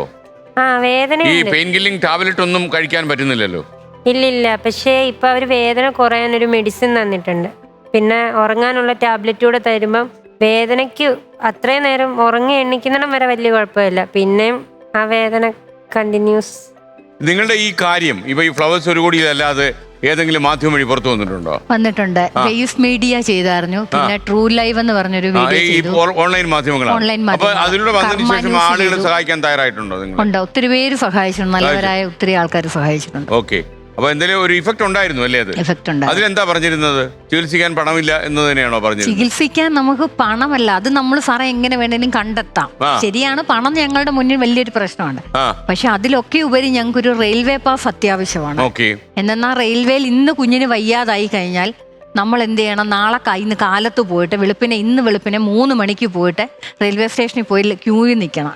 ക്യൂവിൽ നിന്ന് തൽക്കാലിനകത്ത് നമ്മുടെ ആ പേപ്പറിൽ പേര് എഴുതിയിട്ടിട്ട് രാവിലെ 7:45 വരെ ആ റെയിൽവേ സ്റ്റേഷനിൽ തന്നെ കവിച്ചു കൂട്ടണം. അവിടുന്ന് ഫോം വാങ്ങിച്ച് അതിനകത്ത് ടോക്കൺ നമ്പർ ഇട്ടിട്ട് രാവിലെ 10 മണിക്ക് വീണ്ടും നമ്മൾ റെയിൽവേ സ്റ്റേഷനിൽ പോകണം. ആദ്യം തക്കാൽ ഓപ്പൺ ആയി നമ്മുടെ ഭാഗ്യത്തിന് ടിക്കറ്റ് കിട്ടിയാൽ കിട്ടി. ഒരു പക്ഷേ നമുക്ക് ടിക്കറ്റ് കിട്ടുന്നില്ല, അത് വെയിറ്റിംഗ് ലിസ്റ്റിലാണെങ്കിൽ പിന്നെ അടുത്ത ദിവസം നമ്മൾ പോയി വീണ്ടും ഇതേ രീതിയിൽ തന്നെ തലേ ദിവസം രാത്രി പോയി കിടന്ന് ടിക്കറ്റ് എടുത്ത് വേണം പോകാൻ. എന്തായാലും ഈ റെയിൽവേ പാസിന്റെ കാര്യം നമുക്കൊന്ന് ആഞ്ഞു ശ്രമിക്കാം. പലപ്പോഴും ഞങ്ങൾക്ക് ടിക്കറ്റ് ക്യാൻസൽ, നേരിട്ട് അവിടെ പോയി നിൽക്കണ്ട, നമുക്ക് ഓൺലൈനിൽ തന്നെ ബുക്ക് ചെയ്യാം ടിക്കറ്റ്. ഓൺലൈനിൽ തക്കാല് ഇതാവുന്നില്ല, ഞങ്ങൾക്ക് അങ്ങനെ പറ്റിയിട്ടുണ്ട്. ഓക്കെ, നമുക്ക് എന്തായാലും നോക്കാം ഈ പാസിന്റെ കാര്യം നമുക്ക് നോക്കാം. യഥാർത്ഥത്തിൽ ഈ സർക്കാരിന്റെ ലിസ്റ്റിൽ ഈ അസുഖം ഇല്ല എന്ന് തന്നെയായിരിക്കും കാരണം. അപ്പൊ നമ്മളിനി ചോദ്യത്തിലേക്ക് പോകണം. Monitor please. 2024 ഭാരതരത്ന ലഭിച്ച മലയാളി ആരാണ്? Option A doctor Palpu, option B doctor M S Swaminathan, option C Mohanlal, option D K Karunakaran. പിന്നെ ഞാൻ പറയാൻ വിട്ടു, അവിടെ 2 പിടിവള്ളി സഹായത്തിനുണ്ട്, ഇവിടെ ഒരു പിടിവള്ളിയുണ്ട്. അപ്പൊ ഏത് വേണമെങ്കിലും നമുക്ക് എടുക്കാം. കുട്ടേട്ടനാ നല്ലതല്ലേ? നല്ല മനുഷ്യനാ കുട്ടേട്ടാ. റോബോട്ടാ. പ്രത്യുഷ, ഇത് കുട്ടേട്ടന്റെ ആദ്യത്തെ പിടിവള്ളി. 2 ഓപ്ഷൻ പറയും, അതിൽ ഒന്ന് ശരി ഉത്തരമാണ്. B doctor M S Swaminathan, C Mohanlal. Option B. Option B doctor M S Swaminathan. അതേ തന്നെ ആയിരിക്കോ? Doctor M S Swaminathan. Lock ചെയ്തോ? റെഡി റെഡി റെഡി പൂട്ടി. ഓക്കെ, അപ്പൊ തുറക്കുന്നു. ശരിയായിരിക്കോ? ഡോക്ടർ എം എസ് സ്വാമിനാഥൻ ശരി ഉത്തരം. പ്രശസ്ത കൃഷി ശാസ്ത്രജ്ഞനാണ് അദ്ദേഹം. അതായത് കൂടുതൽ ഉൽപാദനമുള്ള വിത്തുകളൊക്കെ കണ്ടുപിടിക്കുകയും ഒരുപാട് പേരെ പട്ടിണിയിൽ നിന്ന് രക്ഷപ്പെടുത്തുകയൊക്കെ ചെയ്ത മലയാളികളുടെ അഭിമാനം, ഇന്ത്യയുടെ അഭിമാനമാണ് ഡോക്ടർ എം എസ് സ്വാമിനാഥൻ. അദ്ദേഹത്തിനാണ് മരണാനന്തരം, ഈയിടയ്ക്ക് അദ്ദേഹം മരിച്ചുപോയി, മരണാനന്തരം ഭാരതരത്ന സമ്മാനിച്ചത്. അപ്പൊ എത്ര രൂപയായെന്നറിയാം? ഇപ്പോൾ 60,000 രൂപ കയ്യിലായി. നമുക്കിനി അടുത്ത ചോദ്യത്തിലേക്ക് പോയാലോ? ഇനി നമുക്ക് 70,000 രൂപ ചോദ്യം. 70,000 ക്വസ്റ്റ്യൻ പ്ലീസ്. നമ്മളിനി ഒരു വീഡിയോ കാണിച്ചു തരാം. Okay, play. അപ്പൊ വീഡിയോ കണ്ടല്ലോ. ഇനി ഞാൻ ചോദ്യത്തിലേക്ക് വരികയാണ്. അസ്ലം OM എന്ന ഈ വ്ളോഗർ അടുത്തിടെ സോഷ്യൽ മീഡിയയിൽ തരംഗമായത് എങ്ങനെയാണ്? ഓപ്ഷൻ എ ഹേ Prabhu dialogue, option B Jamal കുടുകാനം, ഓപ്ഷൻ സി മസിനഗുടി വഴി ഊട്ടി ഡയലോഗ്, ഓപ്ഷൻ ഡി വെളച്ചിലെടുക്കരുത് കേട്ടോ ഡയലോഗ്. ഓപ്ഷൻ സി മസിനഗുടി വഴി ഊട്ടി. അത് തന്നെയാണ്, ആ ഡയലോഗാണോ? മസിനഗുടി കേട്ടായിരുന്നു? ഇത് കേട്ട് ആര് പറഞ്ഞു? ഇപ്പൊ ഇൻസ്റ്റയിലെല്ലാം ട്രെൻഡിങ് മസിനഗുടി വഴി ഊട്ടി അല്ലേ? അപ്പൊ ഓപ്ഷൻ സി ഞാൻ ലോക്ക് കേട്ടോ. ആ മസിനഗുടി വഴി ഊട്ടി. ഇൻസ്റ്റയൊക്കെ നോക്കുന്നുണ്ടല്ലേ? അപ്പോ ആ നന്നായി നന്നായി. അത് സോഷ്യൽ മീഡിയയിൽ കുറെ സജീവമായി, കുറെ വിഷമങ്ങളൊക്കെ അങ്ങനെ പോകണം. ഓക്കെ, ഓപ്ഷൻ സി ഞാൻ ലോക്ക് ചെയ്തു. അമ്മായി ഉത്തരം ശരിയാണ്. മസിനഗുടി വഴി ഊട്ടി. അപ്പൊ മോൾക്ക് ജീവിതത്തിൽ എന്താവാൻ ആഗ്രഹം? ഇപ്പൊ +1 അല്ലേ പഠിക്കുന്നത്? ആ, ഇപ്പൊ എന്താകാൻ ആഗ്രഹം? ലക്ഷ്യം എന്താ? ഫോട്ടോഗ്രാഫി. അസുഖമൊക്കെ പോവും, എന്നൊക്കെ ട്രീറ്റ്മെന്റ് ഒക്കെ വരും. ശാസ്ത്രം എത്രയോ വളർന്നിരിക്കുക. ഫോട്ടോഗ്രാഫി പഠിക്കണം. ഫോട്ടോഗ്രാഫി, പിന്നെ ഒരു ജോലി കണ്ടെത്തണം. ആ, ഫോട്ടോഗ്രാഫി പഠിക്കാൻ കാര്യം എന്താ? താല്പര്യം എന്താണെന്ന് അറിയത്തില്ല, പക്ഷെ എനിക്ക് ഫോട്ടോ എടുക്കാൻ ഇഷ്ടം. അപ്പൊ ഈ പടം വരെയോ? നമ്മൾ രാത്രി വരുന്ന അപ്പൂപ്പനെയൊക്കെ വരച്ചു വെച്ചാൽ അത് കളയുവോ? അപ്പൊ ഇല്ലില്ല, അത് ഒരു ഭാഗത്തൂടെ ഇങ്ങനെ നടക്കും. അപ്പൂപ്പന്റെ ഒരു പടം കൊടുത്തേക്കുവോ മൊബൈലില്? ഇനി അപ്പൂപ്പൻ രാത്രി വരുമ്പോ അപ്പൊ അപ്പൂപ്പനെ ഒന്ന് സൂക്ഷിച്ചോളൂ. സൂക്ഷിക്കാം. Okay, ready. നമ്മൾ ഇനി അടുത്ത ചോദ്യത്തിലേക്ക്. 80,000 രൂപയുടെ ചോദ്യം. 80,000 ക്വസ്റ്റ്യൻ പ്ലീസ്. അപ്പൊ ഒരു കാര്യം ചെയ്യാൻ, ഞാൻ നിങ്ങൾക്കൊരു ദൃശ്യം കാണിച്ചു തരാം. അപ്പൊ അങ്ങോട്ട് നോക്കിക്കോളൂ. LED വരുന്നത് കണ്ടല്ലോ. അപ്പൊ നമ്മൾ ഇനി ചോദ്യത്തിലേക്ക്. ജയ്പൂരിൽ സ്ഥിതി ചെയ്യുന്ന ഈ പ്രശസ്തമായ കൊട്ടാരം ഏതാണ്? Option A Hawa Mahal, option B Agni Mahal, option C Jal Mahal, option D Mitti Mahal. +1 വിദ്യാർത്ഥിനി സൂക്ഷിച്ചുത്തരം പറയണം. Option C. അത് പോട്ടോ. ഞാൻ തെറ്റിപ്പോയാൽ 7,000 രൂപ കിട്ടും. അപ്പൊ റിസ്ക് എടുക്കാണോ? പിന്മാറിയാൽ 35,000. പിന്മാറുന്നില്ല, സധൈര്യം തുടരുന്നതാണ് ഞാൻ മനസ്സിലാക്കുന്നത്. ഇത്രയും അനുഭവിച്ച ആളിന് ഇനി ഇതാണോ വലിയ പ്രശ്നം അല്ലേ? ഓക്കെ, സാധാരണഗതി വലിയ ബുദ്ധിമുട്ടുകൾ വന്നാൽ ഇപ്പം മൈൻഡ് ചെയ്യുമോ? ഇതിലും വലിയ ബുദ്ധിമുട്ട് നമ്മൾ വന്നിട്ടുണ്ടല്ലോ. മാത്രമല്ല സഹതാപം പറഞ്ഞൊക്കെ ഒരുപാട് ആൾക്കാർ വീട്ടിൽ വരുമോ? വന്നിട്ടുണ്ട്. ആ, അവരെയൊക്കെ എന്റർടൈൻ ചെയ്ത് വീട്ടിനകത്ത് കയറ്റുമോ? ഇഷ്ടമാണോ സഹതാപം കേൾക്കുന്നത്? അല്ല. എന്താ പറയുന്നത് അങ്ങനെയുള്ളവരോട്? അവരോട് എന്താ പറയാനാ, അവര് വന്നിട്ട് പറയും എന്താ നിന്റെ അച്ഛനും അമ്മയും നിന്നെ കഷ്ടപ്പെട്ടാ വളർത്തുന്നേ, നീ ഇങ്ങനെ ചെയ്യരുത്, എന്തൊക്കെയോ അവര് വന്നിട്ട് പറഞ്ഞിട്ട് പോകും. ആഹാരം കഴിക്കാത്തതിനൊക്കെ എല്ലാരും വഴക്ക് പറയും. ഫുഡ് കഴിക്കില്ല, മെഡിസിൻ ഇത്രത്തോളം ചെല്ലുന്നതല്ലേ, അപ്പം ഫുഡ് കഴിക്കത്തില്ലയോ? ഫുഡ് കഴിക്കില്ല. ന്യൂറോയുടെ കഴിക്കാൻ പറഞ്ഞിട്ടുള്ള ഫുഡ് കഴിക്കാൻ പറ്റുമോ? ഫുഡ് ആണെങ്കിൽ കൂടുതലും സ്പൈസി ഫുഡിനോടാ ഇഷ്ടം. അപ്പൊ സ്പൈസി ഫുഡ് കൊടുക്കരുതെന്ന് നമ്മളോട് പറഞ്ഞിട്ടുണ്ട്. ഓക്കെ. ചില സമയത്ത് ഈ ചോക്ലേറ്റ് ഐസ്ക്രീം ഒക്കെ ഭയങ്കര ഇഷ്ടമാണ്. കണ്ണ് ശരിക്ക് കഴിക്കും. ചില സമയത്ത് അത് തൊട്ടുപോലും നോക്കില്ല. ചിലപ്പോൾ നമ്മളോട് പറയാം എനിക്ക് ഇന്ന ഫുഡ് വേണം അച്ഛാ വാങ്ങിത്തരാമോ ചോദിക്കും. അച്ഛൻ കേട്ടാ പാതി കേൾക്കാത്ത പാതി വാങ്ങിക്കൊണ്ട്, പക്ഷെ അതൊന്ന് തൊട്ടുപോലും നോക്കത്തില്ല. ഈ അസുഖം മാറും എന്നല്ലെങ്കിൽ നാളെ അത് മാറും. ഈ അസുഖം കഴിഞ്ഞാൽ മോളെ അലട്ടുന്ന ഏറ്റവും വലിയ പ്രശ്നം എന്താ? രാത്രി വരുന്ന അപ്പൂപ്പന്റെ കഥയും വിട്ടേര്. ജോലി വേണം അല്ലേ? ജോലി അത് വീടിനെ സംരക്ഷിക്കാൻ വേണ്ടിയല്ലേ അല്ലേ? സ്വന്തമായി ജീവിക്കാനൊക്കെ ഉള്ള ജോലിയല്ലേ? അതല്ല, എനിക്ക് പഠിച്ച് എവിടെങ്കിലും ഒക്കെ എത്തണം എന്നൊരു ആഗ്രഹമുണ്ട്. അതിന് എനിക്കൊരു ജോലിയുടെ വേണം. ഒരു ജോലിയാണ് വേണ്ടത് അല്ലേ? അതിനുള്ള പ്രായമായോ? +1 അല്ലേ ആയുള്ളൂ? +1, ഇനിയും +2 പഠിക്കണം. ഓക്കെ. ഓപ്ഷൻ സി ജൽമകലാണ് നിങ്ങൾ പറഞ്ഞിരിക്കുന്നത്. ആ ഉത്തരമാണോ ശരി എന്നുള്ളതാണ്. ഓക്കെ, നിങ്ങൾ പറഞ്ഞ ഉത്തരം തെറ്റാണെന്ന് പറയാൻ എന്റെ മനസ്സനുവദിക്കുന്നില്ല. ഉത്തരം ശരിയാണ്. ഓപ്ഷൻ സി ജൽമകലാണ് ശരി ഉത്തരം. അപ്പൊ 80,000 രൂപ കിട്ടി. ഇനി നമ്മൾ 1,00,000 രൂപയുടെ ചോദ്യത്തിലേക്കാണ് കിടക്കുന്നത്. ഓക്കെ കുട്ടേട്ടാ, ലെവൽ 3.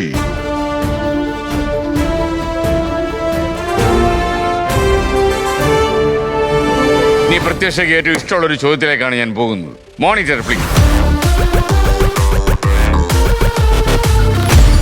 ചോദ്യം ഇതാണ്: 1980-ൽ ഏത് ബാങ്കാണ് ഇന്ത്യയിൽ ആദ്യമായി ബാങ്ക് ക്രെഡിറ്റ് കാർഡ് അവതരിപ്പിച്ചത്?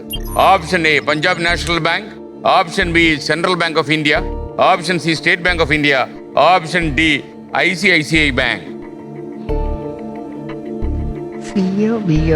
അതിലേതാന്നുള്ളൊരു സംശയമുണ്ട്. പിടിവള്ളിയുണ്ട്. പിടിവള്ളി. കുട്ടേട്ടന്റെ ഒരു പിടിവള്ളി എടുത്തല്ലോ അല്ലേ? ഇനി ഒരെണ്ണം കൂടെ ഉണ്ട്, ഒരെണ്ണം ഇവിടെയുണ്ട്. ഏതാ എടുക്കണ്ടേ? കുട്ടേട്ടനാ? കുട്ടേട്ടാ പറയൂ. പ്രത്യുഷ, ഇത് കുട്ടേട്ടന്റെ അവസാനത്തെ പിടിവള്ളി. 3 ഓപ്ഷൻ പറയും. അതിൽ 1 ശരി ഉത്തരമാണ്.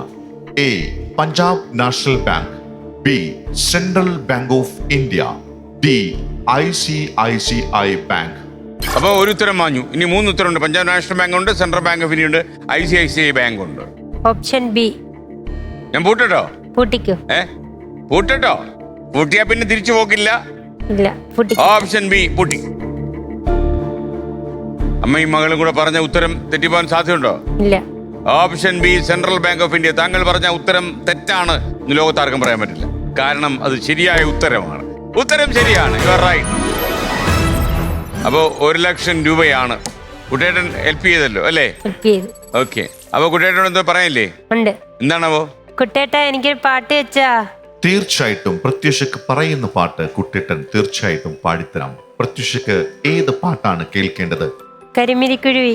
ഓക്കെ, എന്തായാലും പാടാം. കരിമിഴിക്കുരുവിയെ കണ്ടില്ല, നിൻ ചിരിമണി ചിലമ്പൊളി കേട്ടില്ല, നീ പണ്ടേ എന്നോടൊന്നും മിണ്ടിയില്ല, കാവിൽ വന്നിലാരും പൂരം കണ്ടില്ല, മായക്കൈ കൊട്ടും മേളവും കേട്ടില്ല, കരിമിഴിക്കുരുവിയെ കണ്ടില്ല, നിൻ ചിരിമണി ചിലമ്പൊളി കേട്ടില്ല, നീ പണ്ടേ എന്നോടൊന്നും മിണ്ടിയില്ല. Thank you. വെൽക്കം. അപ്പൊ നമുക്കിനി 2,00,000 രൂപയുടെ ചോദ്യമാണ്. Question please.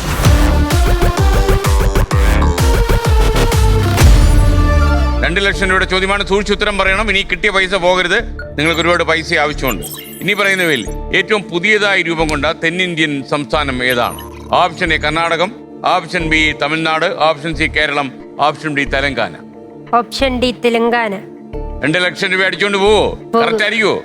ഉറപ്പാണോ? ഉറപ്പ്. വെൺമണിയിലൊന്ന് വിളിച്ചു ചോദിക്കണോ ഇത് തന്നെയാണ് ഉത്തരവ്? വേണ്ട. പൂട്ടട്ടെ ഞാൻ? ഓപ്ഷൻ ഡി പൂട്ടി. തെലങ്കാന പൂട്ടി. തുറക്കട്ടോ? എന്താ അവസ്ഥ? ശരി തെറ്റ്? ശരി തെറ്റ് ഏതാ? ശരി. ശരിയായിരിക്കോ? Option D Telangana. ഉത്തരം ശരിയാണ്. അപ്പൊ എന്തായാലും ഈ പ്രോഗ്രാം നമ്മൾ സംപ്രേഷണം ചെയ്ത് കഴിയുമ്പോഴേ നിങ്ങള് പേടിപ്പിച്ച രാഷ്ട്രീയക്കാരൊക്കെ ഇല്ലേ, അവരെല്ലാം നിങ്ങളുടെ കൂടെ വരും. കാര്യം എന്താണെന്നറിയോ? ഇലക്ഷനായി. അതുകൊണ്ട് അപ്പോൾ നിങ്ങൾ അവരെ ആട്ടി പായിക്കരുത്. കാര്യം എങ്ങനെയെങ്കിലും അവരോട് സഹായം ചോദിച്ച് റെഡിയാക്കണം. അപ്പോൾ അമ്മ അനുഭവിക്കുന്ന ഒരു ബുദ്ധിമുട്ടൊക്കെ എനിക്കറിയാം. അതിപ്പോൾ അവർക്കൊക്കെ ഒരുപക്ഷെ വളരെ വിശദമായിട്ട് മനസ്സിലാകാൻ പോകുന്ന ഈ പരിപാടി സംപ്രേഷണം ചെയ്തതിലൂടെ ആയിരിക്കും. ഇത് കണ്ടുകൊണ്ടിരിക്കുന്ന ആളുകൾക്കെല്ലാം മനസ്സിലായി കാണും. സാധാരണഗതിയിൽ ഒരു മാസത്തിൽ ഒരു പാഡ് വെച്ച് നടക്കുന്ന കാര്യം തന്നെ പാഡാകുമ്പോൾ എല്ലാ ദിവസവും 20 പാഡൊക്കെ ഉപയോഗിക്കുന്നു എന്നൊക്കെ പറയുമ്പോൾ പെൺകുട്ടികൾക്ക് ഉണ്ടാകുന്ന ബുദ്ധിമുട്ട് അതിലൊക്കെ ഏറ്റവും വലിയൊരു പ്രശ്നമുണ്ട്. ഞങ്ങൾക്ക് ഈ മോള് മാത്രമല്ല ഉള്ളത്, മൂത്ത ഒരു പെൺകുട്ടിയുണ്ട്, അത് +2 പഠിക്കുന്നു, ഇളയതൊരു മോനുണ്ട്. ഈ ഒരു 6 വർഷ കാലയളവിൽ അവരെന്ത് ചെയ്യുന്നു, അവരുടെ പഠിത്തം ഏത് രീതിയിൽ പോകുന്നു, അവരുടെ ആവശ്യങ്ങൾ എന്താണ്, അതൊന്നും സാധിച്ചു കൊടുക്കാൻ പറ്റിയിട്ടില്ല. ഞങ്ങള് മാസത്തെ 30 ദിവസം ഉണ്ടെങ്കിൽ 20 ദിവസവും പോണ്ടിച്ചേരിലാണ്. എൻ്റെ അച്ഛനും അമ്മയും എൻ്റെ കൂടപ്പിറപ്പുകളും ഉള്ളിടത്തോളം കാലം ഞാൻ പോകുമ്പോൾ എനിക്ക് അവരെ അവിടെ കൊണ്ടാക്കിയിട്ട് പോകാം സുരക്ഷിതമായിട്ട്. പക്ഷേ അവരുടെ ഒരു ഇല്ലാതെ വരുന്ന ഒരവസ്ഥ വരുമ്പോൾ ഞങ്ങൾ ഈ കുഞ്ഞുങ്ങളെ എവിടെ ഏൽപ്പിച്ചിട്ട് പോകും? അവരുള്ളത് കൊണ്ട്, എൻ്റെ അമ്മയ്ക്ക് വയ്യാത്തതാ ആണെങ്കിലും അമ്മ എന്ന് പറയുന്ന ഒരാൾ അവിടെ ഉള്ളത് കൊണ്ടാണ് എനിക്ക് പോകുന്ന സമയത്തോളം അവിടെ ഏൽപ്പിച്ചിട്ട് പോകുന്നത്. മൂത്തതൊരു പെൺകുട്ടിയാണ്. പിന്നെ സ്കൂളിൽ അവർ പഠിക്കുന്ന സ്കൂളിൽ മോള് പഠിക്കുന്ന 3 പേരും ഒരേ സ്കൂളിൽ പഠിക്കുന്നു. സ്കൂളിലെ ടീച്ചേഴ്സ് ഞങ്ങൾക്ക് നല്ല ഫീസ് ഒന്നും കൊടുക്കണ്ട. ക്രിസ്ത്യൻ സ്കൂളാണ്, Mar Thoma higher secondary school. Aided സ്കൂളാണ്. ഒരു സത്യത്തിൽ അവിടുത്തെ ടീച്ചേഴ്സാണ് ഈ 3 പ്രാവശ്യം ഞങ്ങൾക്ക് പോകാനുള്ള പൈസ എല്ലാം അവരാണ് റെഡിയാക്കി തന്നത്. ഏകദേശം എങ്ങനെ പോയാലും ആ സ്കൂളിൽ നിന്ന് അവരൊരു പല തവണയായിട്ട് ഏകദേശം ഒരു 2 ലക്ഷം രൂപയോളം അടുപ്പിച്ച് അവർ തന്നെ നമുക്ക് ടീച്ചേഴ്സിന്റെ കയ്യിൽ നിന്നായാലും പല ടീച്ചേഴ്സ് ഇപ്രാവശ്യവും ഞങ്ങൾ ഹോസ്പിറ്റലിൽ പോയപ്പോൾ സ്കൂളിൽ നിന്ന് HM വിളിച്ചിട്ട് ചോദിച്ചു, മറ്റ് ടീച്ചേഴ്സ് വിളിച്ചിട്ട് ചോദിച്ചു, എന്തെങ്കിലും ബുദ്ധിമുട്ടുണ്ടെങ്കിൽ അവളുടെ ട്രീറ്റ്മെന്റിന് ഒരു കുറവും വരുത്തരുത്, ഞങ്ങളെ വിളിച്ചറിയിച്ചാൽ മതി, നമുക്ക് വേണ്ടുന്ന കാര്യങ്ങൾ ചെയ്യാം. ടീച്ചർ അങ്ങനെ ഇത്തവണ ഞങ്ങൾക്ക് ആശുപത്രി പോകാനുള്ള പൈസ തന്നത് ടീച്ചറാണ്. ഞങ്ങളെ ഒത്തിരി സഹായിച്ചു. ഒരു പ്രാവശ്യം അവളെ HM ടീച്ചറാണ്, ടീച്ചറിന്റെ നേതൃത്വത്തിലാണ്. അനിലും ഹേമയും ഞങ്ങളോട് വന്ന കുഞ്ഞിന്റെ കാര്യങ്ങൾ ഇവിടെ വന്ന് അവതരിപ്പിച്ചപ്പോൾ സാമൂഹ്യ പ്രതിബദ്ധരായ ഞങ്ങളുടെ അധ്യാപകർ ഒന്നിച്ചു ചേർന്ന് നിന്നുകൊണ്ട് അവരുടെ ദശാംശം മാറ്റിവെച്ചാണ് ഇപ്പോൾ കുഞ്ഞിൻ്റെ ചികിത്സാ സഹായം നൽകിക്കൊണ്ടിരിക്കുന്നത്. അവളെ സംബന്ധിച്ചിടത്തോളം പഠനത്തിൽ വളരെ മിടുക്കിയായ കുട്ടിയാണ്, എന്നാൽ ക്ലാസ്സിൽ വരാൻ പറ്റുന്നില്ല എന്നുള്ളൊരു വലിയ വിഷമം ഉണ്ട്. ആ കുഞ്ഞിന് പഠനത്തിൽ വേണ്ട പിന്തുണ നൽകുകയും ഇപ്പോൾ 10ാം ക്ലാസ് കഴിഞ്ഞ് 11ാം ക്ലാസ്സിൽ കൊമേഴ്സ് ക്ലാസ്സിൽ പഠിക്കുന്ന ഈ കുഞ്ഞിനെ അധ്യാപകർ വേണ്ട എല്ലാ പഠന സപ്പോർട്ടും നൽകിക്കൊണ്ടിരിക്കുന്നു. പരീക്ഷ എഴുതുവാൻ ആവശ്യമായ എല്ലാ പഠന സഹായങ്ങളും നൽകുന്നു. മെഡിക്കൽ ഡിപ്പാർട്ട്മെൻറ്റിൽ നിന്ന് പ്രത്യേകമായി അനുമതി നേടിയെടുത്ത് സ്ക്രൈബിനെ വെച്ച് പരീക്ഷ എഴുതുവാൻ, ഈ ഹയർ സെക്കൻഡറി 1ാം വർഷ പരീക്ഷയ്ക്ക് പരീക്ഷ എഴുതുവാനുള്ള ക്രമീകരണങ്ങൾ ഇപ്പോൾ ചെയ്തുകൊണ്ടിരിക്കുന്നു. പിന്നെ മോളുടെ +2 പഠിപ്പിക്കുന്ന വലിയ മോളുടെ ക്ലാസ് ടീച്ചറുണ്ട്, ലിസ ടീച്ചറെ, ലീന വർഗീസ് ടീച്ചറെ, അങ്ങനെ ഫിലിപ്പ് സാറെ, അങ്ങനെ ഒത്തിരി ടീച്ചേഴ്സ്.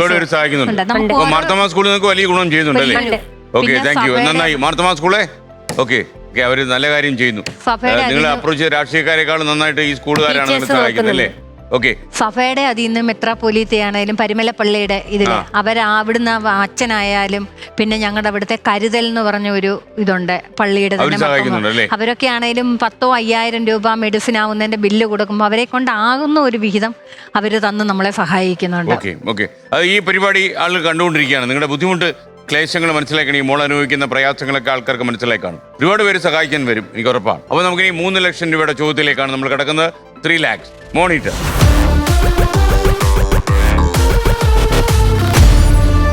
എനിക്കൊരു റിക്വസ്റ്റ് ഉണ്ട്. മോൾക്ക് ഒരുപാട് പൈസ ആവശ്യമുണ്ട്. ചോദ്യങ്ങളെ ഗസ് ചെയ്ത് പറഞ്ഞ് തെറ്റിക്കരുതേ. 4 എന്നർത്ഥം വരുന്ന ടെട്ര എന്ന വാക്കും ഏത് കായിക ഇനത്തിന്റെ പേരും കൂട്ടിച്ചേർത്താണ് ലോകപ്രശസ്തമായ വീഡിയോ ഗെയിം ടെട്രിസിൻ ആ പേര് ലഭിച്ചത്? Option A tennis, option B badminton, option C hockey, option D volleyball. ഇനി ഞാൻ എൻ്റെ ഫലം പറഞ്ഞുതരാം. തെറ്റിയാൽ 20,000 രൂപ കൊണ്ട് വീട്ടിൽ പോകേണ്ടി വരും.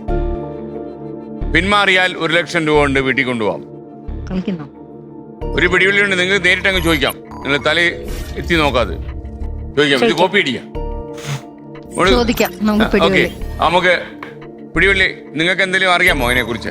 ഇല്ല, അറിയത്തില്ല. എന്നെ കുറിച്ച് അറിയില്ല. അപ്പൊ നമ്മള് പ്രതീക്ഷ, നമ്മൾ ഈ മത്സരത്തിൽ നിന്ന് അമ്മയും മകളും പിന്മാറുന്നു.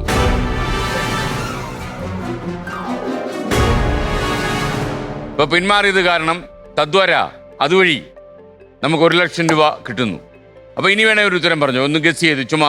Option A tennis. ടെന്നീസോ? അത് ഉത്തരം ശരിയായിരുന്നു. എന്റെ അമ്മോ, ഓപ്ഷൻ എ ആയിരുന്നു കറക്റ്റ് ഉത്തരം. ഞാൻ പറഞ്ഞില്ലേ. അപ്പൊ എന്താ പറയാൻ വേണ്ടെന്ന് വെച്ചാലേ. അപ്പൊ 1 ലക്ഷം രൂപ കിട്ടിയിട്ടുണ്ട്. എനിക്ക് തോന്നുന്നു ഒരു പക്ഷേ നമ്മൾ ഈ മത്സരം അവസാനിക്കുമ്പോൾ 1 ലക്ഷം രൂപ നമുക്ക് കിട്ടിയിട്ടുള്ളെങ്കിൽ പോലും ഒരുപാട് ആളുകൾ നിങ്ങളുടെ സഹായത്തിന് വരും. മാത്രമല്ല ഈ തെരഞ്ഞെടുപ്പ് കാലം ആയതുകൊണ്ട് നിങ്ങളുടെ കാര്യങ്ങളിലൊരു ചെറിയ രീതിയിലൊരു അവഗണന കാണിച്ച ആളുകളൊക്കെ തന്നെ രാഷ്ട്രീയ പ്രവർത്തകരൊക്കെ വരും. അപ്പോൾ അവരോട് വോട്ട് ചെയ്യത്തില്ല, നിങ്ങൾ ഈ വീടിനകത്തോട്ട് കയറരുത് എന്ന് പറയണ്ട. നമുക്ക് ഇതൊക്കെയാണ് നമ്മുടെ ആവശ്യം, പറ്റുമോ എന്ന് ചോദിക്കുക. പിന്നെ വാർഡ് മെമ്പറോടും ചോദിച്ചേക്കുക. ഈ വാർഡ് മെമ്പറേ, ആ വാർഡ് മെമ്പർ വരും. ഓക്കെ, അപ്പോൾ മത്സരത്തിൽ പങ്കെടുക്കാൻ വന്നതിന് വളരെ സന്തോഷം. ഇപ്പോഴാണ് നമ്മൾ ഇങ്ങനെ ഒരു അസുഖം ഉണ്ടെന്ന് തന്നെ അറിയുന്നു. ഓക്കെ, ഇനി നമ്മൾ താഴേക്ക് പോകും. കുട്ടേട്ടാ, ലെവൽ 1.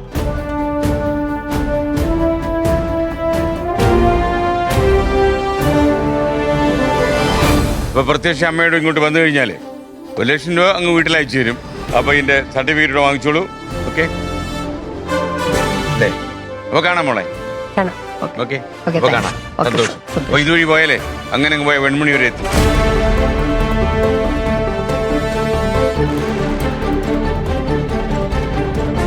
ഇന്ത്യയിൽ ഏകദേശം 140 കോടി ജനങ്ങളുണ്ട്. ഇതിൽ 500-ലധികം ആളുകൾക്ക് മാത്രം വരുന്ന ഒരു EDS ടൈപ്പ് 4 അസുഖമാണ് ഈ വെൺമണിയിലെ പ്രത്യക്ഷയ്ക്ക് പിടിപെട്ടിട്ടുള്ളത്.